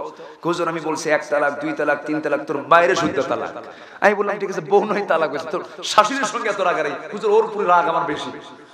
তো এগুলো করা যাবে না, এগুলো করা যাবে না। এগুলো কথা কেন আসে? এগুলো কথা আসার পিছনে কিছু কারণ আছে। যদি দুই পক্ষই এক হাতে কি তালি বাজে না, একজন কথা বলে পাল্টা আরেকজন কথা বলে, আরেকজন কথা বলে পাল্টা আরেকজন কথা বলে, আবার হাতাহাতি হয়, এগুলো করা যাবে না। আমি পুরুষদেরকে মাঝে মাঝে আমার আলোচনায় বলি, যেহেতু আজকে মারা এসেছেন, মাদের ব্যাপারে আমি কিছু বলি। পুরুষরা বাইরে থেকে আসেন, পরিশ্রম করে আসেন। ম্যাক্সিমাম পুরুষের ক্ষেত্রে, ম্যাক্সিমাম পরিবারে তাই তো হয়। পরিশ্রম করে আসেন, নানা চিন্তা মাথায় নিয়ে আসেন। হুন্ডা নিয়ে আসলো, হুন্ডার পিছনটা একটু ধরলেন, একটু টান মেরে তুললেন, ঘরমাক্ত শরীর, একটু গেঞ্জিটা খুলে দিলেন, আস্তে করে পাশে বসলেন, শান্ত করলেন, ঠান্ডা মাথায় তার সঙ্গে আলাপচারিতা করলেন। এটা হচ্ছে একজন আদর্শ স্ত্রীর দায়িত্ব। এখন সংসারে অনেক কিছু গন্ডগোল তো লাগেই, হয়তোবা ননদের সাথে, হয়তোবা প্রতিবেশীর সাথে, হয়তোবা কোনো আত্মীয়ের সাথে গন্ডগোল লাগছে। এখন এই গন্ডগোল পুষে নিয়ে ভাবতেছে সন্ধ্যার সময় আসুক হারামজাদা, ওরে বুঝায় দেবে। কি আমার মায়েরা বুঝতেছে কিনা আমার কথা জানি না। তো এইরকম চিন্তা যদি আপনি লালন করে, সন্ধ্যার সময় একদিকে স্বামীর ব্যবসায় লস হয়েছে, অথবা কারোর সঙ্গে কোনো কিছু হয়েছে, ঢোকা মাত্রই শোনো তোমার সঙ্গে সংসার আমি করব না, এগুলো করলে তো সংসার আগুন ধরেই যাবে। এখানে আপনাকে নিয়ন্ত্রণ করতে হবে, আপনাকে সবরের পরিচয় দিতে হবে। ধৈর্য যার নাই তার ঈমান থাকে কেমন? আল্লাহ পাক নামাজের আগে ধৈর্যের কথা বলেছেন, সবরের কথা বলেছেন। আপনাকে অনেকে গালমন্দ করতে পারে, আপনি রাগ করে তার জবাব দিবেন না। রেগে গেলেন তো হেরে গেলেন, রাগ করলেন তো আপনার লসে চলে গেলেন। রাগ করা যাবে না। আল্লাহ রাব্বুল আলামিন এই জন্য এক জায়গায় রোজার আগে কি নামাজের আগে সবরের কথা বলেছেন। আল্লাহ রাব্বুল আলামিন বলেন, ইয়া আইয়ুহাল্লাযীনা আমানুস্তাঈনু বিস-সাবরি ওয়াস-সালাহ ইন্নাল্লাহা মা'আস-সাবিরিন। হে ঈমানদারেরা, আমার কাছে তোমরা চাও দুইটা মাধ্যমে। এক নাম্বার মাধ্যম হলো সবরের মধ্য দিয়া, ধৈর্যের মধ্য দিয়া। আরেকটা হলো সালাতের মধ্য দিয়া। ধৈর্য যার থাকবে না তার ঈমান কেমনে টিকে থাকে? ধৈর্য তেমন একটা গুণ, ধৈর্যের গুণ হলো এমন একটি সুন্দর গুণ, ধৈর্যের রেজাল্ট এমন সুন্দর, ধৈর্যের পুরস্কার দুনিয়া তো আছে, ধৈর্যের পুরস্কার আখিরাতে জান্নাত আছে। এই ধৈর্য বিভিন্ন প্রকার হতে পারে। সংসারের অভাব অনটন আসতে পারে, স্বামীর অসুস্থতা থাকতে পারে, সন্তানাদির বিভিন্ন বিপদ আপদ আসতে পারে, সন্তান মরে গেছে, সন্তানের মৃত্যু দিয়েছেন আল্লাহ। দেখবেন কিছু কিছু মহিলা আছে, সন্তান বারবার মেয়ে হয়, 3-4টা মেয়ে হওয়ার পরে বলে আল্লাহর চোখ আসলেই কানা। আল্লাহ শুধু আমার দেখি না, শুধু সলিমুদ্দির বাড়িতে 6-7টা ছেলে, আমার বাড়িতে 4-5টা মেয়ে, শুধু ওর দিকে নজর, আমার দিকে নজর নাই। এগুলো ধৈর্যহীনতার পরিচয়, এগুলো করা যাবে না। ধৈর্যের পরিচয় দিতে হবে। আবার আপনি নারী, আপনার বিরুদ্ধে কেউ সাজানো কিছু পাতানো নাটক তৈরি করলো, আপনার বিরুদ্ধে কিছু ষড়যন্ত্র করলো, আপনার বিরুদ্ধে কিছু অপবাদ রটানোর চেষ্টা করলো, মিথ্যাভাবে আপনাকে চাপানোর জন্য চেষ্টা করলো, এক্ষেত্রে আপনাকে ধৈর্যের পরিচয় দিতে হবে। মারিয়াম বিনতে ইমরানের কথা হয়তো কম বেশি সবার জানা আছে। আমার মা মারিয়াম বিনতে ইমরানকে আল্লাহ রাব্বুল আলামিন সন্তান দান করেছিলেন, কিন্তু আল্লাহ পাক তাকে এমন সন্তান দিলেন যার জীবনের স্বামী ছিল না, স্বামী ছাড়া সন্তান আল্লাহ পাক তাকে দিয়েছিলেন। আল্লাহ রাব্বুল আলামিন মারিয়ামকে জানায় দিলেন, ইন্নাল্লাহা আসতাফাকি ওয়া তাহহারাক, হে মারিয়াম, আমি তোমাকে নির্বাচিত করেছি, আমি তোমাকে পবিত্রতা দান করেছি, আমি তোমাকে সন্তানের মা বানাবো। সঙ্গে সঙ্গে মারিয়াম বললেন, কোন পুরুষ আমাকে স্পর্শ করলো না, আমি সন্তানের মাটা হব কেমনে? এবার আল্লাহ তাকে জানিয়ে দিলেন, অসম্ভবকে সম্ভব করার যোগ্যতা কার? আল্লাহ পাকের আছে। আল্লাহ পাক চূড়ান্ত ফয়সালা দিলেন। অনেক লম্বা কথা শর্ট করে বলি, আমার মা তিনি যখন একদিন গোসল করার জন্য হাম্মামখানায় ঢুকেছেন, বাথরুমে ঢুকেছেন, এমন সময় ফেরেশতা এসে তার মুখটা হা করে মুখের ভিতরে একটা ফুৎকার মেরে দিলেন, অথবা আর একটা তাফসীরে এসেছে জামার আস্তিন টান মেরে জামার ভিতরে একটা ফুৎকার মেরে দিলেন। মিন্স বন্ধ হলো, ঋতুস্রাব বন্ধ হলো, বাচ্চা পেটে চলে আসলো, ৩-৪ মাস চলে গেল।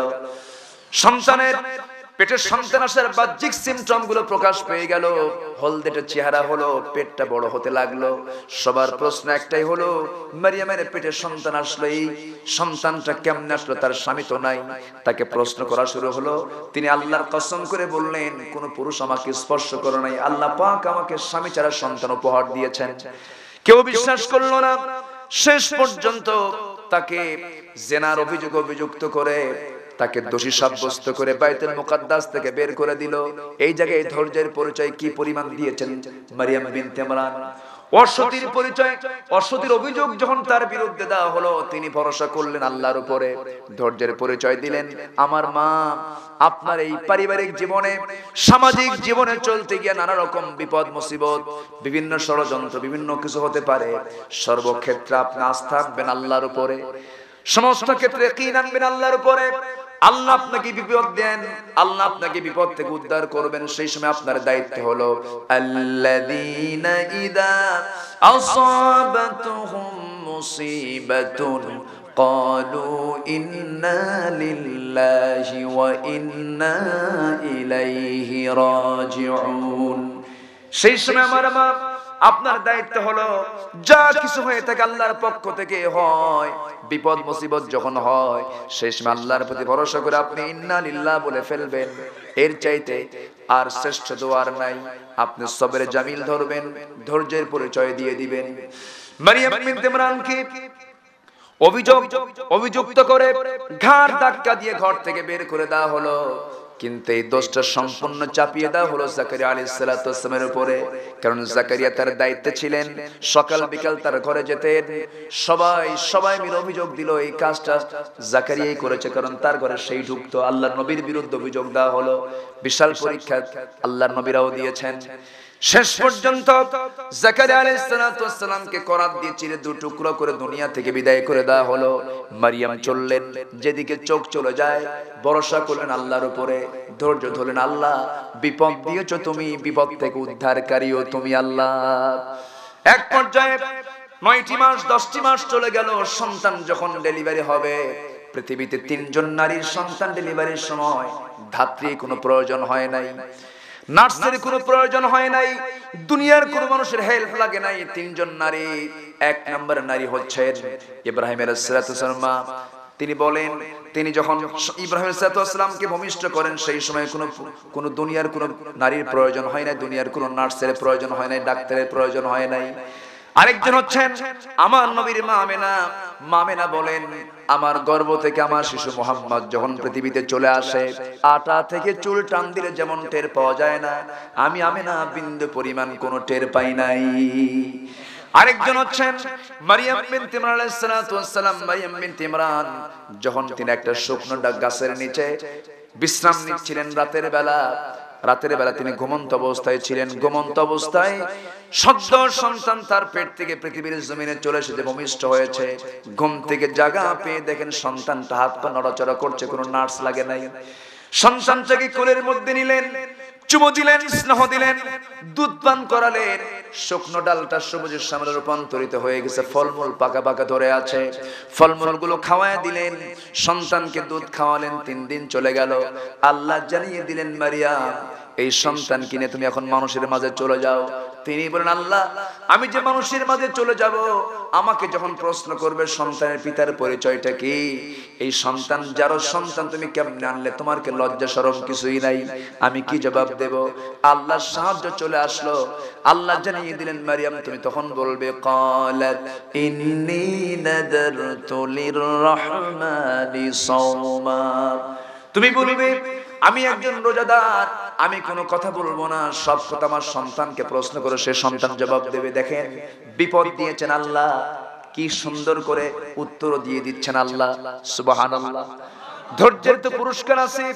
ধৈর্য এমন একটা গাছ, তার রেজাল্টটা, তার ফলটা অত্যন্ত সুস্বাদু, কিন্তু ধৈর্যটা অত্যন্ত কষ্টের একটা বিষয়। সবর সবর সবর। আর আল্লাহ পাক ধৈর্যশীলের সঙ্গে আল্লাহ পাক সম্পর্ক রেখেছেন বেশি। আমার মা মারিয়াম বিনতে ইমরান মানুষের মাঝে চলে গেলেন। মানুষের মাঝে যাওয়ার সঙ্গে সঙ্গে তাকে প্রশ্ন করা হলো, হে মারিয়াম তোমার কি লজ্জা শরম কিছুই নাই? রক্তাক্ত করে বের করে দিলাম, আর তুমি সেই যার সন্তানকে নিয়ে এসেছো, এর পিতার পরিচয়টা কি বলো? সঙ্গে সঙ্গে তিনি ইঙ্গিত করে বলছেন, তোমরা আমাকে নয় সন্তানকে প্রশ্ন করো। সন্তানকে যখন তারা ইঙ্গিত করে প্রশ্ন করেছে, দোলনা থেকে জবাব দিচ্ছেন 3 দিনের বাচ্চা, ইন্নী আব্দুল্লাহ আতানিয়াল কিতাবা ওয়া জাআলানি নাবিয়্যা, আমি হলাম আল্লাহর গোলাম, আল্লাহ পাক আমাকে ইনজিল কিতাব দান করেছেন, আর আমি হলাম তোমাদের সকলের নবী, আর আমার মা হচ্ছেন একজন নবীর মা। খবরদার বেয়াদবি করা যাবে না। সত্য প্রকাশ হয়ে গেল। মারিয়াম বিনতে ইমরান কার আল্লাহর শুকরিয়া আদায় করলেন, আল্লাহর শুকরগুজার তিনি হলেন। তাহলে এই যে মাঝখান থেকে যতগুলো বিপদ আসলো, উনি যদি বলতেন আল্লাহ আমি এগুলো পারবো না, আমার দ্বারা এগুলো সম্ভব না, তাহলে কি তিনি কি আল্লাহর পুণ্যবতী নারী হতে পারতেন না? এজন্য আমার মা পরীক্ষা দিতে হবে। আল্লাহ পাক 4 জন নারীর দৃষ্টান্ত সূরা তাহরিমের মধ্যে দিয়েছেন, ইমরাত ফিরাউন ওয়া ইমরাত লূত, মারিয়াম বিনতে ইমরান ওয়া ইমরাত নূহ, 2 জন নবীর স্ত্রী এবং একজন কাফেরের স্ত্রী, ফিরাউনের স্ত্রী আসিয়া আলাইহিস সালাতু ওয়াস সালাম, আর হচ্ছেন মারিয়াম বিনতে ইমরানের কথা 4 জন নারীর দৃষ্টান্ত আল্লাহ পাক তুলে ধরেছেন। আমার মা এই সমস্ত ইতিহাসগুলো আপনাদের একটু জানা দরকার। তো যে কথাটা বলতেছিলাম, মনে আছে কিনা আমার মারা তো অত্যন্ত মনোযোগ সহকারে আস্তে আস্তে কথাগুলো শুনছেন। আমি খুবই খুশি, আমি খুবই আনন্দিত যে এত সুন্দর মা বোন একদম সাইলেন্ট হয়ে চুপচাপ হয়ে কতগুলো শোনে। এই অঞ্চল আমি খুব কম পেয়েছি। তো সম্মানিত মা, ওই যে এক মহিলা স্বামীর সঙ্গে গন্ডগোল, মনে আছে কিনা আপনাদের? তো ওই স্বামী কয় এক কথা, বউ কয় আরেক কথা। এখন রাসূল বলছেন, আচ্ছা তুমি নাকি 3টা হক, 3টা শর্ত নাকি তুমি পূরণ করো নাই। হুজুর আমি 3টা শর্তই পূরণ করছি। কিভাবে পূরণ করলে তুমি বলো?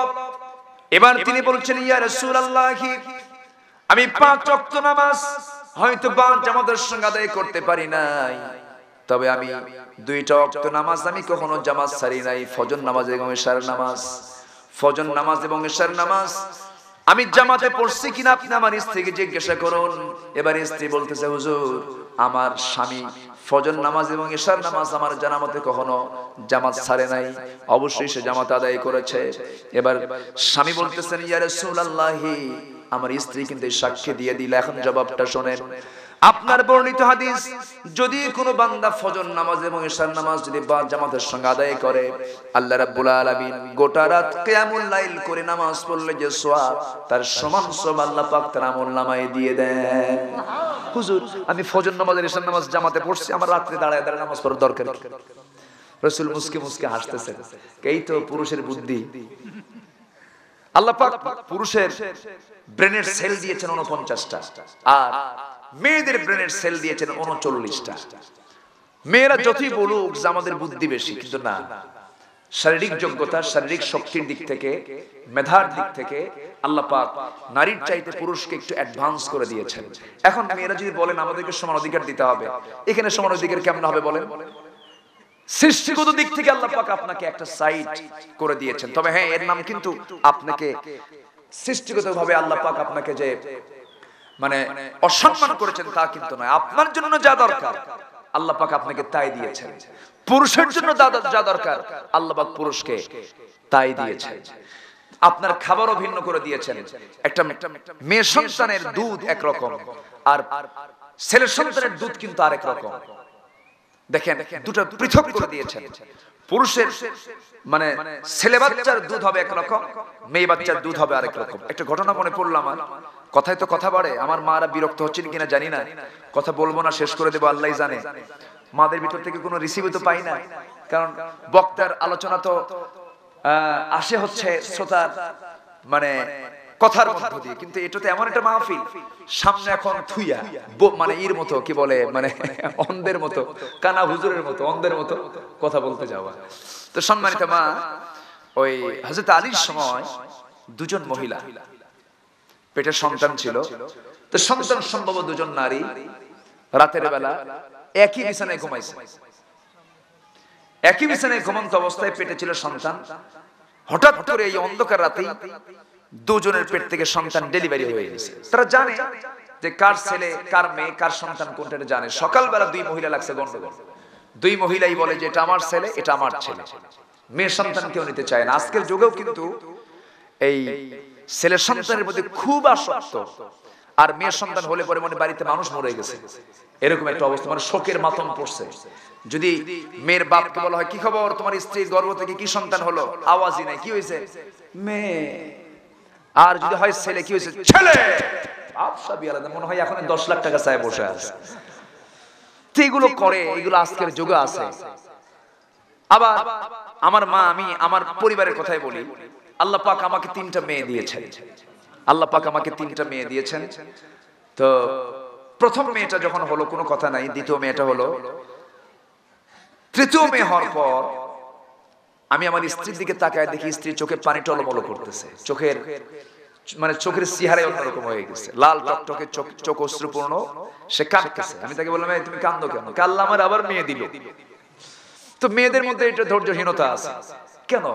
এটা এই হীনমন্যতায় ভোগা যাবে না। সন্তান ছেলে হোক মেয়ে হোক, আলহামদুলিল্লাহ।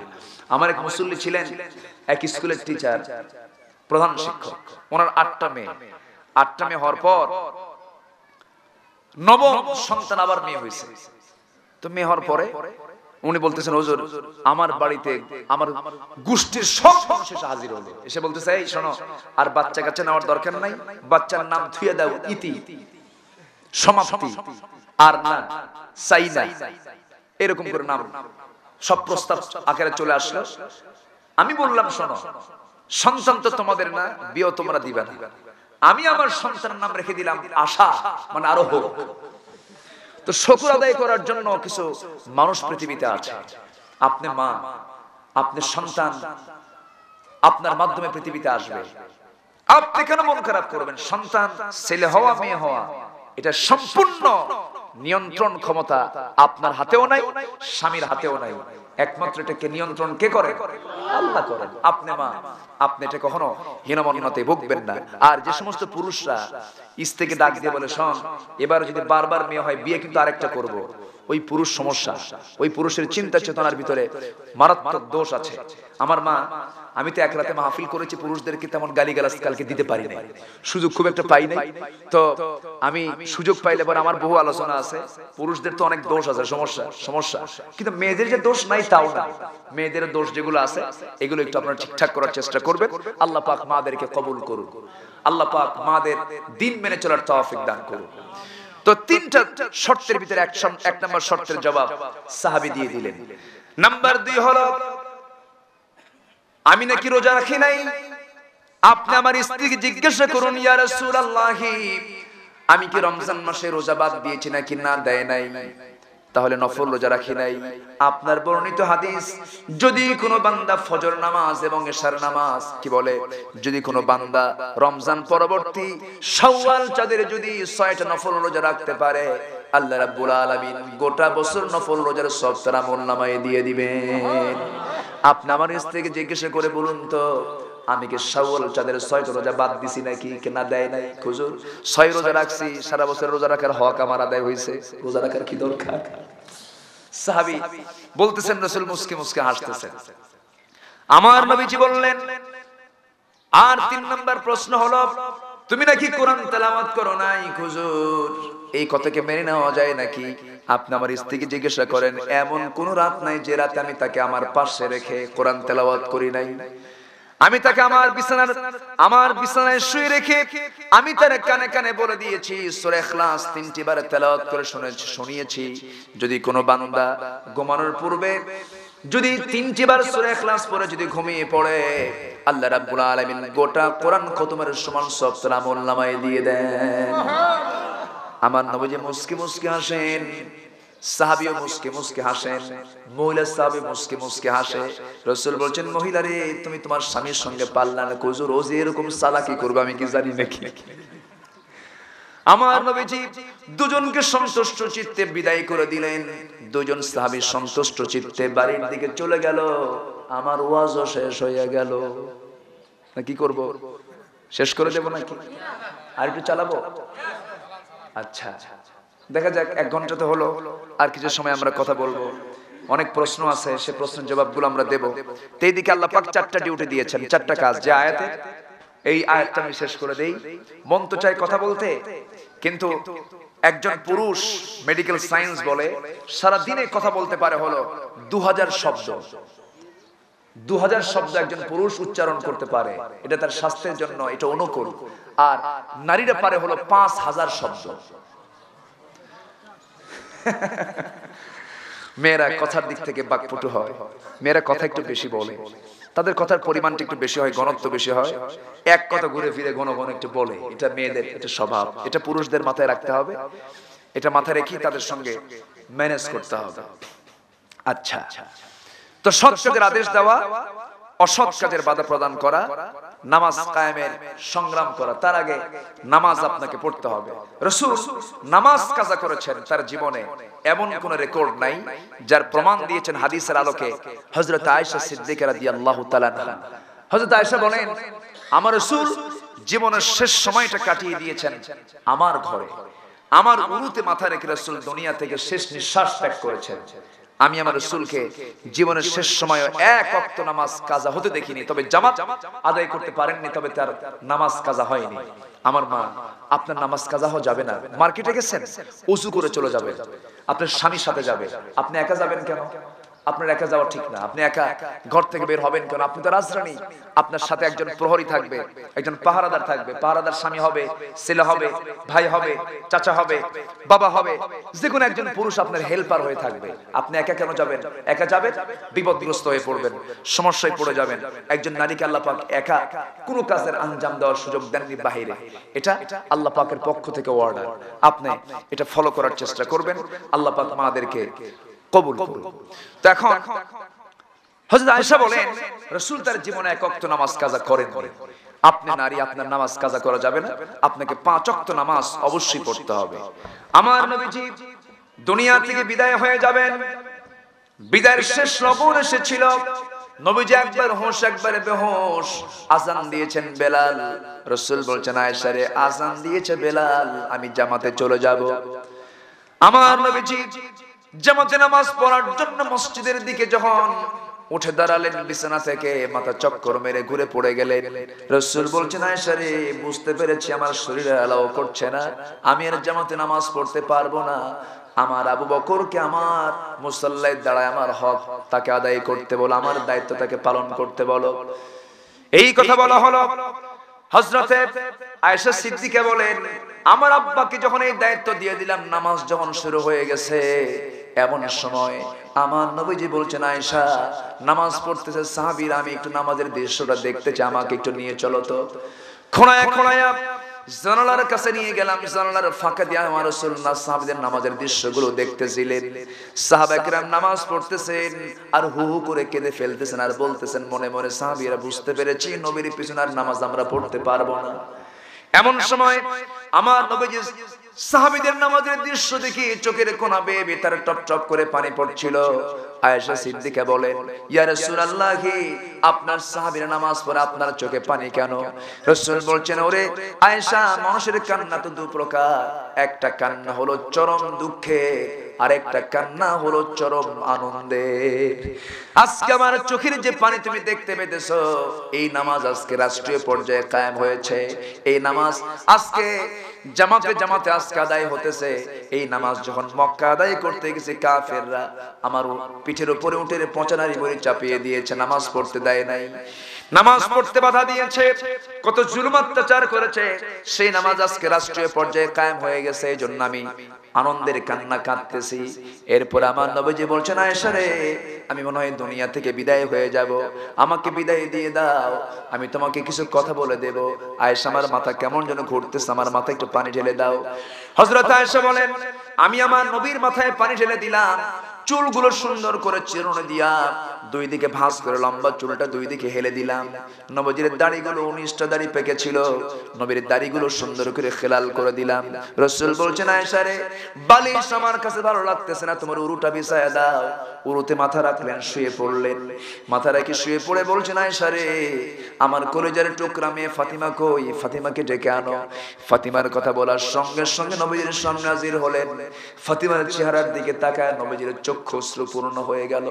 ফাতিমা কাঁদতেছেন, রাসূলও কাঁদতেছেন। পিতা কন্যার ভিতরে একটা চরম কষ্ট বিরাজ করছিল। আমার রাসূল বলছেন, ফাতিমা এইদিকে চলে আয়। কানের মধ্যে মুখ ঢোকায় বলছেন, ফাতিমা, আজকে থেকে তোমার কান্না বন্ধ। তোমার আব্বা কিছুক্ষণের মধ্যে দুনিয়া থেকে বিদায় হয়ে যাবে, তবে তুমি আমার দুনিয়াতেও কাছে ছিলে, কবরেও তুমি আমার কাছাকাছি থেকে যাবে। এইরকম করে ফাতিমার চোখের পানি বন্ধ করে দিলেন। ফাতিমার মুখে হাসির ঝিলিক দেখা দিল। ফাতিমা ঘর থেকে বাইরে বের হবেন, এমন সময় দেখতে পেলেন আসমান জমিন বরাবর চেহারা, সামনে কে যেন দাঁড়ানো, মালাকুল মউত তার সামনে প্রকাশ পেয়ে গেছেন। ভয়ে দরজা লাগায় দিলেন। রাসূল বলছেন, ওরে ফাতিমা, দরজা আওয়াজ করে বন্ধ করো, কোন আব্বা বাইরে কে যেন দাঁড়ানো, আমি দেখতে পেলাম আসমান জমিন বরাবর চেহারা। রাসূল বললেন, ফাতিমা রে, যার জন্য দরজা লাগাও তার আসার জন্য দরজা জানালা লাগে না। যখন সময় হয়ে যায় জান কবজের, সে সামনে আপনি হাজির হয়ে যায়। মালাকুল মউত হাজির হবেন, নবীর সামনে হাজির হবেন। এমন সময় লক্ষ্য করলেন মালাকুল মউত নবীকে সালাম দিচ্ছেন, থরথর করে কাঁপতেছেন। বলছেন, ইয়া রাসূলুল্লাহি, সব প্রাণীর জান কবজের দায়িত্ব আল্লাহ পাক আমাকে দিয়েছেন। আজকে আপনার জান কবজ করতে গিয়া আমার যদি কোনো বেয়াদবি হয়ে যায়, আপনি আমারে maaf করে দিয়েন। রাসূল বলছেন, আল্লাহর পারমিশন পাওয়ার পরে তেমন কিছু করার নাই, তুমি তোমার কাজটা চালিয়ে যাও। ইয়া রাসূলুল্লাহি, আজকে আপনার জানটা কবজ করব অত্যন্ত আসান করে, সহজ করে। এই কথা বলে নবীর পাশে বসে নবীর বুকের উপরে হাতটা যখন রাখলেন, রাসূল চিৎকার মেরে বলছেন, ওরে আজরাইল, তোমার বুঝে এই বুঝে আদরের তোমার জান কবজের কাজ। তোমার হাতটা যখন আমার বুকে রাখতেছিলাম, আমার কাছে মনে হলো ওই 12 মাইল লম্বা উহুদ পাহাড় যেন তুমি আমার বুকে চাপায়া দিয়েছো। আবার যখন হাতটা রাখা হলো, রাসূল চিৎকার মেরে বলছেন, ওরে আজরাইল, আমার কাছে এবার যেন মনে হলো আসমান তুমি আমার বুকে চাপায়া দিয়েছো। আবার যখন হাতটা রাখা হলো, রাসূল বলছেন, ওরে আজরাইল, আমার কাছে এবার মনে হলো গোটা দুনিয়ার সব কিছু যেন তুমি আমার বুকে চাপায়া দিয়েছো। ওরে আজরাইল, এই যদি হয় মৃত্যুর যাতনা, যন্ত্রণা, সাফার, কষ্ট, সব কষ্টগুলো আমাকে দিয়ে দাও, আমার কোনো আপত্তি নাই। কিন্তু মৃত্যুর সময় আমার উম্মতরা এত কষ্ট পাবে, আমি তার দ্বীনের নবী মুহাম্মদ হয়ে সইতে পারবো না। এই কথা বলে আজরাইল নবীর সামনে দাঁড়ানো, জান কবজ হয়ে যাবে। আয়েশার উরুতে মাথা রেখে রাসূল শুয়ে আছেন। এমত অবস্থায় বলছেন, আয়েশা রে, আমার মৃত্যু ঘনিয়ে এসেছে। আমার সর্বশেষ একটা মেসেজ আমি তোমাকে জানিয়ে দেই। আমার জীবনের শেষ কথা দুনিয়া কেন্দ্রিক কোনো কথা নয়। আমার জীবনের শেষ কথা হলো আসসালাতা ইমা মালাকাত আইমানুকুম। আমার উম্মতরা যেন কখনো 5 ওয়াক্ত নামাজ না ছেড়ে দেয়। আল্লাহ পাক মাদেরকে 5 ওয়াক্ত নামাজ আদায় করার তৌফিক দান করুন, পর্দায় থাকার তৌফিক দান করুন, ড্রেস কোড মেনে চলার তৌফিক দান করুন। মা, আপনি শাড়ি পরবেন না, ব্লাউজ পরবেন না। শাড়ি ব্লাউজ দিয়ে শরীর ঢাকে না, পিঠ বের হয়ে থাকে, পেট বের হয়ে থাকে, মাথা বের হয়ে থাকে। আপনি পরবেন ওই শাড়ি কেটে আপনি ম্যাক্সি বানাবেন। ম্যাক্সিতে 3 গজ দিয়ে হয়ে যায়, বাস একদম গলা থেকে পা পর্যন্ত ঢিলা ঢালা আপনি জামা পরবেন, আর উপরে একটা ওড়না লাগাবেন। আপনার প্রাপ্তবয়স্ক ছেলের সামনেও আপনার শালীনপূর্ণ পোশাক পরা উচিত। 60 বছরের বুড়ি মানুষ 3 পিস পরা ছাড়ে না। 60-70 বছর বয়স হয়ে গেছে, 3 পিস পরে। 3 পিস পরে কেন? আবার লিপস্টিকও লাগায়। এই জন্য লাগায় যে ওনার মুখে, উনি কারো মুখ থেকে শুনতে চান না আমাকে কেউ চাচি আম্মা খালা আম্মা বলুক, আমাকে বলুক আপা, ম্যাডাম। আপনি আপা ম্যাডাম শোনার দরকার নাই, আপনি সুন্দর শালীনপূর্ণ পোশাক পরবেন, সুন্দর লেবাস পরবেন, শালীনপূর্ণ পোশাক আপনাকে পরতে হবে। রহমতের ফেরেশতারা আপনার জন্য দোয়া করবে। আল্লাহ পাক মাদেরকে এগুলো বোঝার তৌফিক দান করুন। সম্মানিত মা, এরপর পর্দা করবেন আপনি তাদের সাথে যাদের সঙ্গে আপনার বিয়েটা বৈধ। বিয়ে বৈধ যার সাথে, তার সঙ্গে পর্দা করতে হবে। আর তার সঙ্গে আপনার পর্দার কোনো জরুরত নাই। তবে পর্দার জরুরত নাই মানে আপনার মাথায় কাপড় রাখবেন না, বুকে কাপড় রাখবেন না, তা না। আপনার ছেলে, আপনার জামাই, আপনার কি বলে ভাতিজা ভাগিনা যারা আছে, এদের সাথে আপনার দেখা করা জায়েজ আছে, আপনি চেহারা বের করতে পারবেন। কিন্তু এর মানে 14 জন, এর মানে এই না যে আপনি বুকের কাপড়টা আপনি খুলে রাখবেন, এটা না। আপনি অর্ধলগ্ন হয়ে থাকবেন, এটা নয়। এটা আপনার জন্য মানানসই হবে না, এটা আপনার জন্য করা যাবে না। সম্মানিত মা, দেবর হচ্ছে মৃত্যু তুল্য। স্বামী আমার যেমন তেমন, দেবর আমার খুবই আপন।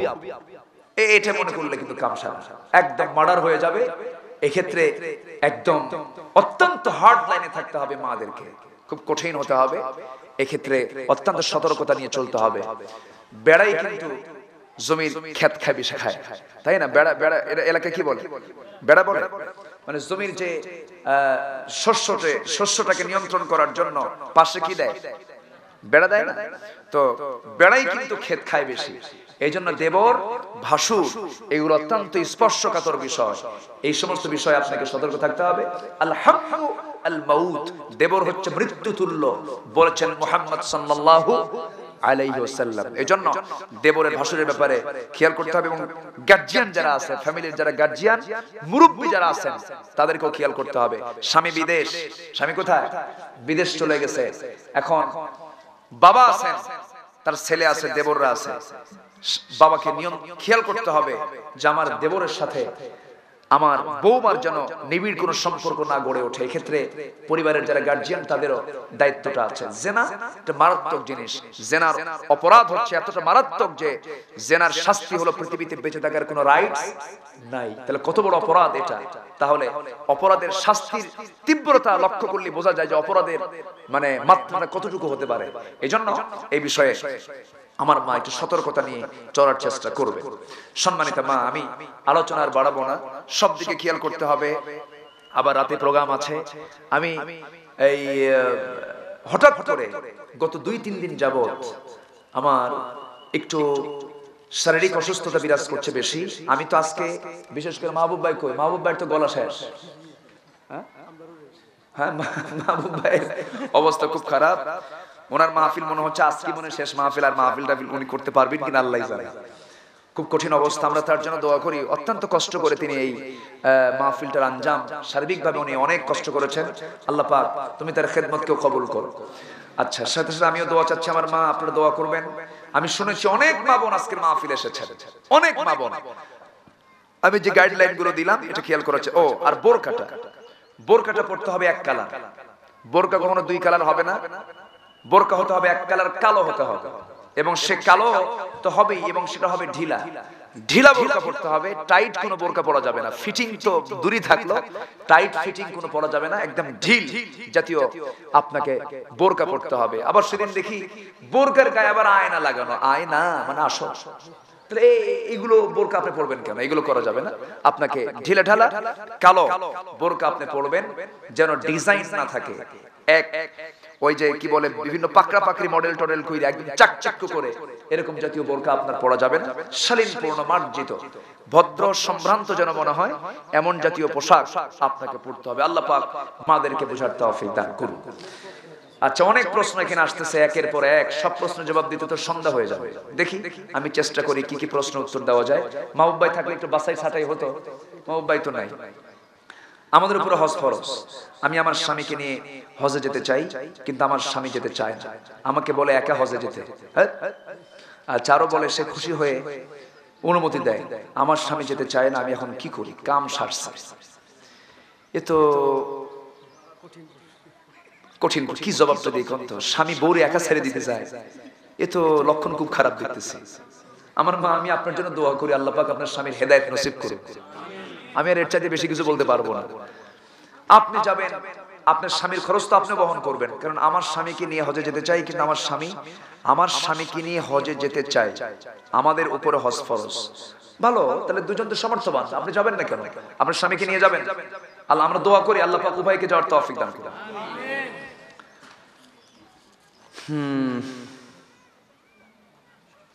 আমাদের সমাজে কাউকে পায়ে ধরে সালাম করতে হয়, এই সম্পর্কে কোনো দরকার নাই, নো নিড। পায়ে ধরে সালাম দেওয়ার কোনো সিস্টেম আমি ইসলামের কোন হাদিস আমি পাইনি, বরঞ্চ পায়ে হাত দিতে গেলে মাথাটা উপরে থাকে না নিচে থাকে? নিচে থাকে। এখানে শিরকের একটা গন্ধের আভাস পাওয়া যায়। এটা হিন্দুয়ানি সংস্কৃতির একটা অংশ, আমার দৃঢ় বিশ্বাস। আচ্ছা, নামাজের পর কোন সূরা, এশার নামাজের পর কোন সূরা পড়তে হয়?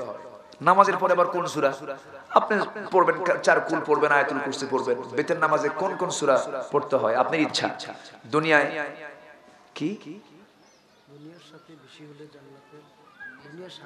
দুনিয়ার স্বাদ বেশি হলে জান্নাতের স্বাদ কম হবে কেন? মানে ও দুনিয়ার স্বাদ, আচ্ছা দুনিয়ার সাজসজ্জা, দুনিয়ার সাজসজ্জা বেশি হলে জান্নাতের সাজসজ্জা কম হবে কেন? হ্যাঁ, এটা তো স্বাভাবিক। আপনি দুনিয়াতে সব নিয়ে নেবেন, আখিরাতে কি পাবেন? দুনিয়াতে কষ্ট, আখিরাতে আপনি শান্তি ভোগ করবেন। দুনিয়াটা মুমিনদের জন্য কারাগার। আপনি যদি ঈমানের উপরে টিকে থাকেন, আপনার সাজসজ্জা বেশি আসবে না। সাজসজ্জা, আপনি ঈমানের উপরে টিকে থাকলে সাজসজ্জা কমই আসে। মা বাবাকে তার ইচ্ছা বানানোর কি, মা বাবাকে তার ইচ্ছা জানানোর পর যদি মা বাবা তা না মানে, যদি সন্তান আবদ্ধ হয় তাহলে কি পাপ হবে? অবাধ্য হয় তাহলে কি পাপ হবে? এখানে প্রশ্নের ইঙ্গিত কি? কি পছন্দ আছে নাকি? মা বাবাকে তার ইচ্ছা জানানোর পরও যদি মা বাবা তার না মানে, ইচ্ছা জানানোর পর কি ইচ্ছা উনি তো প্রকাশ করেন নাই, মনে হয় যেহেতু প্রকাশ করেন নাই, মনে হয় কিছু ইটিস পিটিস থাকতে পারে। আচ্ছা, আমার মা, এখন আপনার মা, আপনার বাবা আপনাকে জন্ম দিয়েছেন, তো যিনি জন্ম দিলেন তিনি যদি ইচ্ছা পোষণ না করেন, তাদের ইচ্ছার দিকটাও দেখতে হবে। অবশ্যই তারা কল্যাণ চান, ভালো চান। আব্বা আম্মার পরামর্শকে সবার আগে প্রায়োরিটি দিতে হবে, গুরুত্ব দিতে হবে। ম্যানেজ করবেন, চেষ্টা করবেন। আব্বা আম্মার অসম্মতি নিয়ে কোনো কাজ করবেন তো হেরে যাবেন, কোনো বরকত পাবেন না। নামাজ পড়ার সময় নিয়ত করা না করা, এটা আচ্ছা নিয়ত করা, নিয়ত তো হয়ে যায়। আপনি যখন মুসাল্লায় দাঁড়ায় গেছেন, হয়ে গেছে আল্লাহু আকবার, বাস। আচ্ছা, এরপরে মাথা ঘোরানোর কারণে বসে নামাজ পড়তে হয়, আর মাটিতে ভর দিয়ে নামাজ করি, সঠিক কিনা? হ্যাঁ, আপনি অসুস্থ হয়েছেন, মাথা ঘুরে পড়ে যাবেন, আপনি বসে নামাজ পড়বেন, সমস্যা নেই। আচ্ছা, সহসেজদা কিভাবে দিতে হয়? অনেক মহিলা পড়ে না, তা কি বুঝিয়ে বলবে? আচ্ছা, বিতের নামাজ অনেক মাননা বলে 1 রাকাত, আবার 3 রাকাত। আমি এগুলো জবাব দিতে পারবো না। আপনি 1 রাকাত পড়েন, 3 রাকাত পড়েন, সমস্যা নেই। আচ্ছা, এরপরে আসর নামাজের পর কোরআন তেলাওয়াত করে গুনাহ কিনা? আলে, এটা আবার কি কয়? কোরআন তেলাওয়াত করে কোনো গুনাহ সাইম আছে নাকি? এইগুলো কোনো বিষয় না। এই যে দেখেন, হঠাৎ করে উদ্ভট কিছু কিছু কথা আসে। সহসিজদা আপনি শেষ রাকাতে ডান কাঁধে সালাম দিয়ে আপনি তাশাহুদ পড়ার পর 2টা সহসিজদা দিয়ে দিবেন। সিজদা দেওয়ার পর তাশাহুদ, দরুদ শরীফ, মাসুরা পড়ে সালাম ফিরবেন, শেষবারের মতো সহসিজদা হয়ে যাবে। আচ্ছা, এরপরে আপন ভগ্নীর ঘরের নাতিনকে, আপন ভাগ্নির ঘরের নাতিনকে কি নানা বিয়ে? আমি তো বুঝতেছি না, এটা বুঝে একটু আমাকে বলেন পরে, অত ব্রেন খাটানোর সময় নেই আমার। আচ্ছা, এরপরে আচ্ছা, মহিলাদের ওয়াজ কোন হাদিসে আছে? এই কথাটি নিয়ে পুরুষরা দোকান আলোচনা করে। মহিলাদের ওয়াজ কোন হাদিসে আছে? মানে বুঝলাম, আল্লাহ তো মহিলাদের ওয়াজ আল্লাহ নিজেও করছে, আল্লাহ করে নাই? আল্লাহ নিজেরা তো মহিলাদের ওয়াজ করেছে। ও ইউটিউবে কিছু কিছু মহিলারা, এখন মহিলাদের মাঝে ওয়াজ করছেন, সেই ওয়াজটা যদি এখন ইউটিউবে দিয়ে দেয়, এখন তো কিছু করার নাই, এটা তো বাদহীন। আপনি এটা নিজে নিয়ন্ত্রণ করার চেষ্টা করবেন। এখন টেলিভিশনে মহিলা সংবাদ পাঠিকা আছে, আপনি তার দিকে তাকালে আপনার গুনাহ হবে, আপনি তাকাবেন না, থাক, দরকার নেই। তো এটা মেয়েদের মাঝে তো মেয়েরা ওয়াজ করবেই, ওই ওয়াজ মেয়েদের যে ওয়াজ শুধু মেয়েরা শুনবে, আপনি শুনেন কেন? আপনি শুনবেন না, ব্যাস হয়ে গেল। আমার মা বাবা তার সম্পদ বন্টন করার পূর্বে মৃত্যুবরণ করেন। এখন ভাইদের কাছ থেকে সম্পদ আনা যাবে কিনা এর সম্বন্ধে আপনার ধারণা কি? মা বাবা তার সম্পদ বন্টন করার, আমার মা বাবা তার সম্পদ বন্টন করার পূর্বে মৃত্যু, হ্যাঁ বন্টন করবে কেন? আগে বন্টন করার তো কোনো নিয়ম নাই। মা বাবা মারা যাবে, সম্পদ ছেলেমেয়েরা আলটিমেটলি পেয়ে যাবে, ফারায়েজের সূত্রে পেয়ে যাবে। এখন আমার ভাইদের কাছ থেকে কি আপনি ভাইদের সম্পদ নেবেন কেন? ভাইদের তো ভাইদের আছে, আপনাদের সম্পদ আপনি জোর করে নিয়ে আসবেন। কি করে? এই ভালো করে কর, জোর করে নিয়ে আসবেন। এই দেখেন আমার মা বলে দিলাম, জোর করে আনবেন, একদম চিন্তাই করে আনবেন। দিবি না কেন? যাবি কই? তুই জাহান্নামে যাবি নাকি? কেউ কি কোনো ভাইকে জাহান্নামে পাঠাতে চায়? তো ভাই যদি জাহান্নামে না যেতে চায় তুই তাড়াতাড়ি দিয়ে দে, বাস শেষ কথা। এখানে কোনো মার্সি নাই। আবার কিছু কিছু ভাই আছে বোনের কাছে বলে, বোন আমার কিচ্ছু নাই, তুই কি ফকির, তুই বোনকে দিবি না তো কারে দিবি? কারো সম্পদ বেশি হয় না, যার যেটা দরকার রাখেন, ওটা রাখেন, রেখে দেন। আচ্ছা, এরপরে অনেক মহিলারা বাড়িতে গিয়ে হুক্কুর হুক্কুর জিকির করে। হুক্কুর হুক্কুর আচ্ছা, হু হু এরকম জিকির, এগুলো হারাম। এগুলোর সঙ্গে ইসলামের কোনো সম্পর্ক নাই। কোনো মাজার, কোনো দরবার, কোনো ভণ্ড শয়তানদের কোনো মুরিদ হওয়ার দরকার নাই। আপনি মুরিদ হবেন, এই পৃথিবীতে মুরিদ বান্দা হবে একজন ব্যক্তির, মুহাম্মদ সাল্লাল্লাহু আলাইহি ওয়াসাল্লাম। আচ্ছা, পায়ে ধরে সালাম না করলে, আচ্ছা এটা নাই, এ বলে দিয়েছে। তাবিজ ব্যবহার করা কি? তাবিজ আপনি মান তাআল্লাকা শাইআন উকিলা ইলাইহি, আপনি কোনো কিছু ঝুলাবেন, লাগাবেন, আপনি তার উপরে ডিপেন্ডেন্ট হয়ে যাবেন, এটা জায়েজ নাই। তবে হ্যাঁ, দম, পানিতে ফু দিয়ে পানি পান করা, কাউকে ফু দেওয়া, এটা রাসূল করেছেন, এটা মাসনুন, এটা হাদিস দ্বারা প্রমাণিত, আপনি এটা করতে পারেন। বাড়িতে গিয়ে মহিলারা নামাজ পড়া কি তা বলবেন। বাড়িতে গিয়ে মহিলারা নামাজ পড়া কি ভালো। মেয়েদের মধ্যে মহব্বত বাড়ানোর দরকার আছে না নাই? আচ্ছা, যাবে এক মেয়ে আরেক মেয়ের বাড়িতে যাবে, সেখানে দিনের প্রচার করবে, দিনের কথা বলবে, সমস্যা কোথায়? ও সব একা একা খেতে চাও, দরজা বন্ধ করে খাও, এটা কিসের? না, সবাই যাবে। মহিলা পুরুষের মধ্যে পার্থক্য কি আছে? কামসার মহিলা পুরুষের মধ্যে পার্থক্য মানে বুঝলাম না।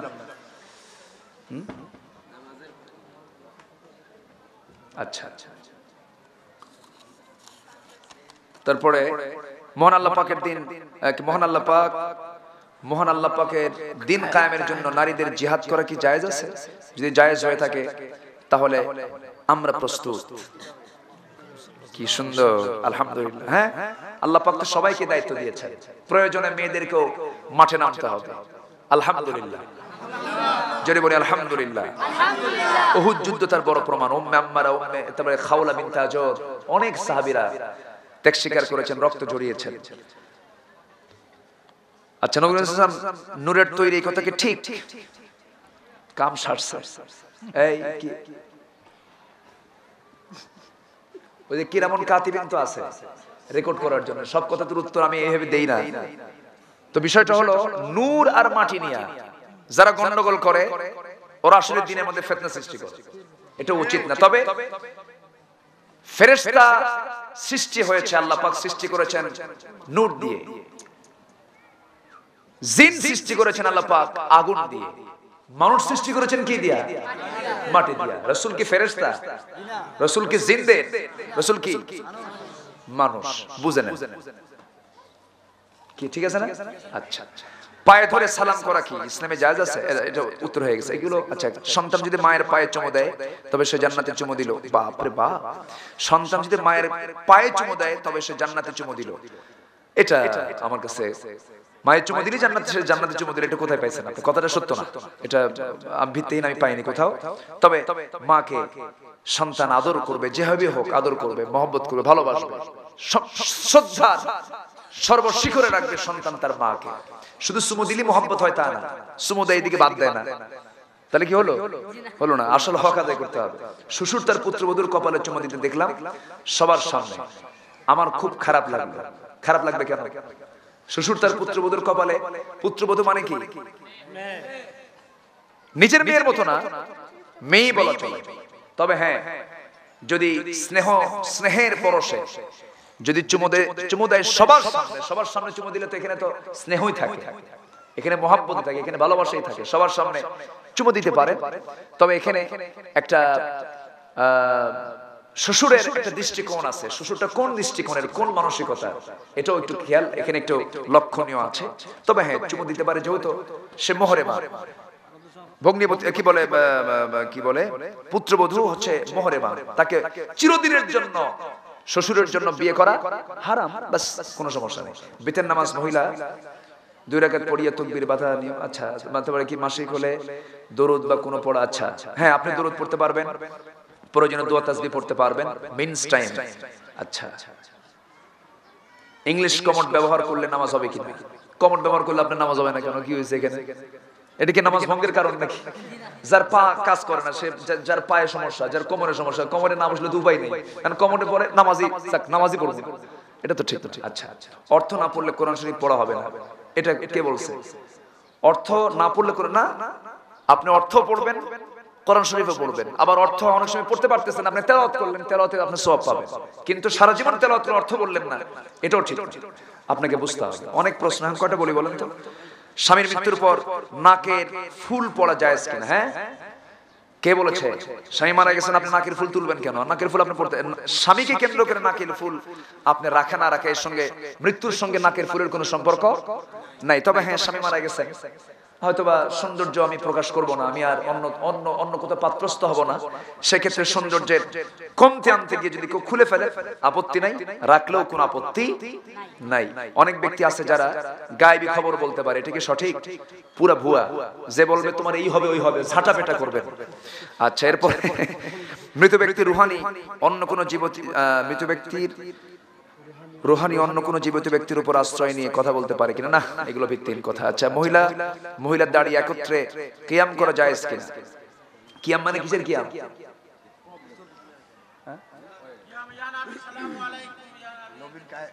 আচ্ছা, মেয়েদের এগুলো দরকার নাই। পুরুষের ক্ষেত্রেও তো ইখতিলাফ আছে, যদি কেউ কিয়াম করে আমরা বাধা দেব না, তবে রাসূলুল্লাহর যুগে, সাহাবীদের যুগে এই সমস্ত কোনো সিস্টেম ছিল না। স্বামী মারা গেলে অলংকার পরার, আচ্ছা উত্তর হয়ে গেছে। কোন কারণে নামাজ কাজা হলে তা কখন পড়তে হয়? পরবর্তী নামাজের আগে না পড়ে? কাজা আসলে নামাজ কাজা হয়ে গেলে একটা হাদিসের দৃষ্টিকোণ থেকে যেটা আমি দেখতে পেয়েছি, নামাজের কোনো কাজা নাই, যেটা মিস তো মিসই। পরীক্ষার হলে যেতে পারি নাই, আর কি পরীক্ষা দেওয়া যায়?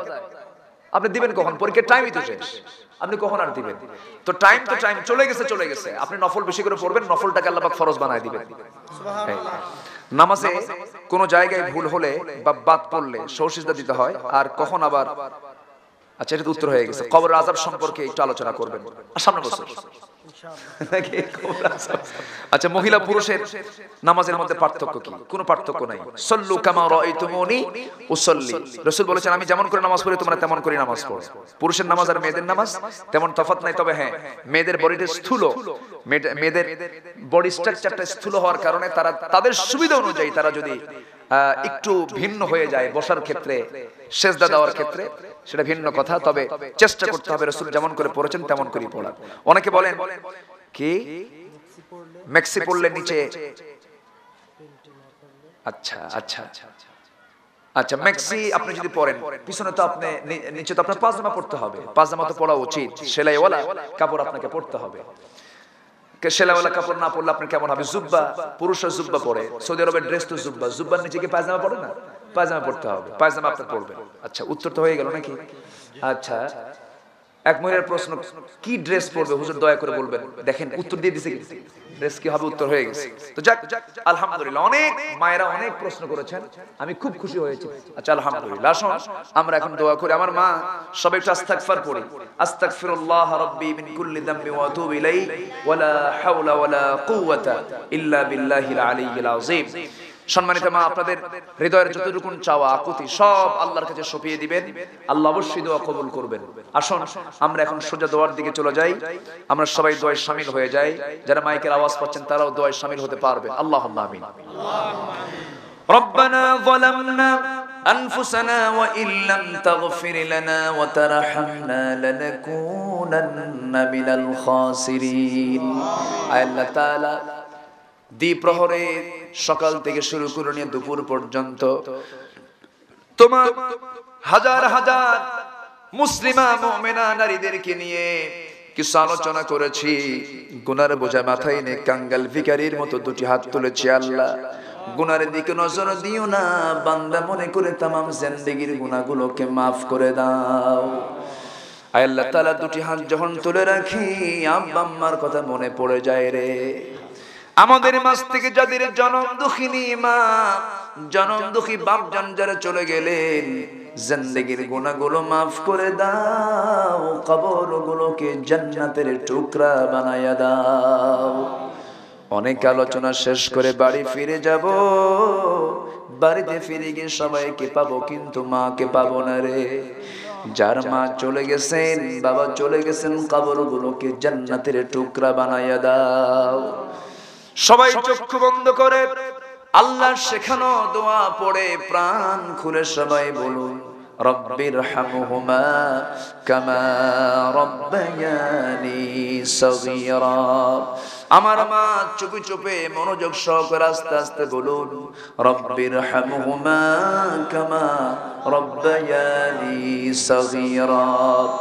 আয় আল্লাহ তাআলা, বিশেষ করে এই মাহফিলের আয়োজন যারা করলেন আর শোনার জন্য কষ্ট করে অনেক মারা কত দূর দূরান্ত থেকে আসলেন, বিনিময়ে কাল কিয়ামতের কঠিন ময়দানে যেদিন কেউ কাউকে চিনবে না, মা তার সন্তানকে পর্যন্ত ভুলে গিয়ে বলবে, পৃথিবীতে আমি কোনো সন্তান ভূমিষ্ঠ করি নাই। ও আল্লাহ, সেই কঠিন মুসিবতের দিনে যেদিন মানুষ কাঁদতে কাঁদতে চোখের পানিগুলো ফুরে যাবে, সেই কঠিন মুসিবতের দিনে এই মাহফিল আমাদের সবার জন্য নাজাতের মাধ্যম বানায় দিও আল্লাহ। আয় আল্লাহ তাআলা, গোটা পৃথিবীর মুসলমানদের জন্য দোয়া করে, ওই যে বসনিয়া, চেচনিয়া, সোমালিয়া, হার্জেগোভিনার মুসলমান, ও আল্লাহ তাআলা, মিশরের মুসলমান, ফিলিস্তিনের মুসলমান, ইরানের মুসলমান, ইরাকের মুসলমান, ও আল্লাহ কাশ্মীর রোহিঙ্গার মুসলমানদের পাশে আজকে কেউ নাই। তোমার গায়েবী সাহায্য নাযিল করো, সমস্ত জুলুম থেকে মুসলমানদেরকে তুমি আল্লাহ হেফাজত করো। আয় আল্লাহ তাআলা, তোমার দরবারে ফরিয়াদ করে একদিন তো যেতেই হবে তোমার দরবারে। ডান হাতে আমলনামা না আসা পর্যন্ত আমাদের কাউরে মৃত্যু দিও না। ও আল্লাহ, উত্তর জাহাঙ্গীরের প্রত্যেকটা ঘরের মা বোনদেরকে দিন বোঝার তৌফিক দিয়ে দাও, কোরআন বোঝার তৌফিক দিয়ে দাও, কোরআন ওয়ালা বানিয়ে দাও, কোরআনের দিলটা কোরআন দিয়ে তুমি আল্লাহ ভরপুর করে দাও। আয় আল্লাহ তাআলা, পরিবারে অশান্তি থাকলে শান্তিময় করে দাও, পুঁজিতে ঘাটতি দিলে পুঁজিতে বরকত দিয়ে দাও, ব্যবসায় তুমি আল্লাহ বরকত দিয়ে দিও। আয় আল্লাহ তাআলা, এই মাহফিল চলছে, চলবে কিয়ামত পর্যন্ত, এই মাহফিলকে তুমি আল্লাহ দয়া করে মঞ্জুর করে নাও। এই দুনিয়াতে আসার তো সিরিয়াল ছিল রে, যাওয়ার তো কোনো সিরিয়াল থাকবে না, একদিন তো চলে যেতেই হবে রে। ডান হাতে আমলনামা নিয়ে যাওয়ার তৌফিকটা দিয়ে দিও। আয় আল্লাহ তাআলা, কোন দিন বিদায়ের ডাক চলে আসবে জানি না। সুন্দর বাড়ি ছিল, সুন্দর সাজানো সংসার ছিল রে, মারা যাওয়ার সঙ্গে সঙ্গে টান মেরে ঘর থেকে বের করে দেবে। নরম নরম বিছানা ছিল, সাজানো কত সুন্দর সংসার ছিল। স্ত্রী বলবে, স্বামী আমার প্রত্যেক দিন বলে বলে যাও, আজকে তো বলেও গেলে না। সন্তানগুলো কেঁদে কেঁদে বলবে, বাবা প্রত্যেক দিন কত ফলমূল হাত ভরে কিনে আনতে, আজকে কে কিনে এনে দেবে বাবা? জবাবের কোনো ভাষা থাকবে না, মরা লাশ হয়ে ঘর থেকে বের হতে হবে। লোকজন দেখে দেখে চলে যাবে, জানাজা শুরু হয়ে যাবে, লোকজন সব দেখে দেখে চোখের পানি ফেলে ফেলে কাঁদবে। এই ক্ষণিক জীবনের সমস্ত মায়ের বন্ধন ছেড়ে দিয়া রে, আমাকে একা একা তোমার কাছে যেতে হবে। তোমার দরবারে ফরিয়াদ করি, ডান হাতে আমলনামা নিয়ে যার তৌফিক তুমি আল্লাহ আমাদের দিয়ে দিও। কত দামি দামি কাপড় চোপড় পরেছিলাম, মারা যাওয়ার সময় এমন কাপড় দেবে রে, যে কাপড়ের সবচাইতে কম দাম বাজারে।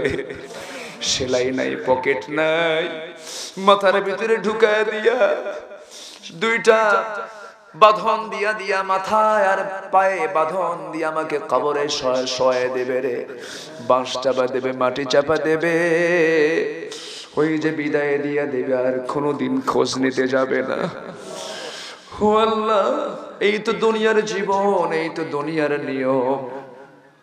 অনেকের কত আত্মীয় স্বজন দুনিয়া থেকে বিদায় হয়েছেন।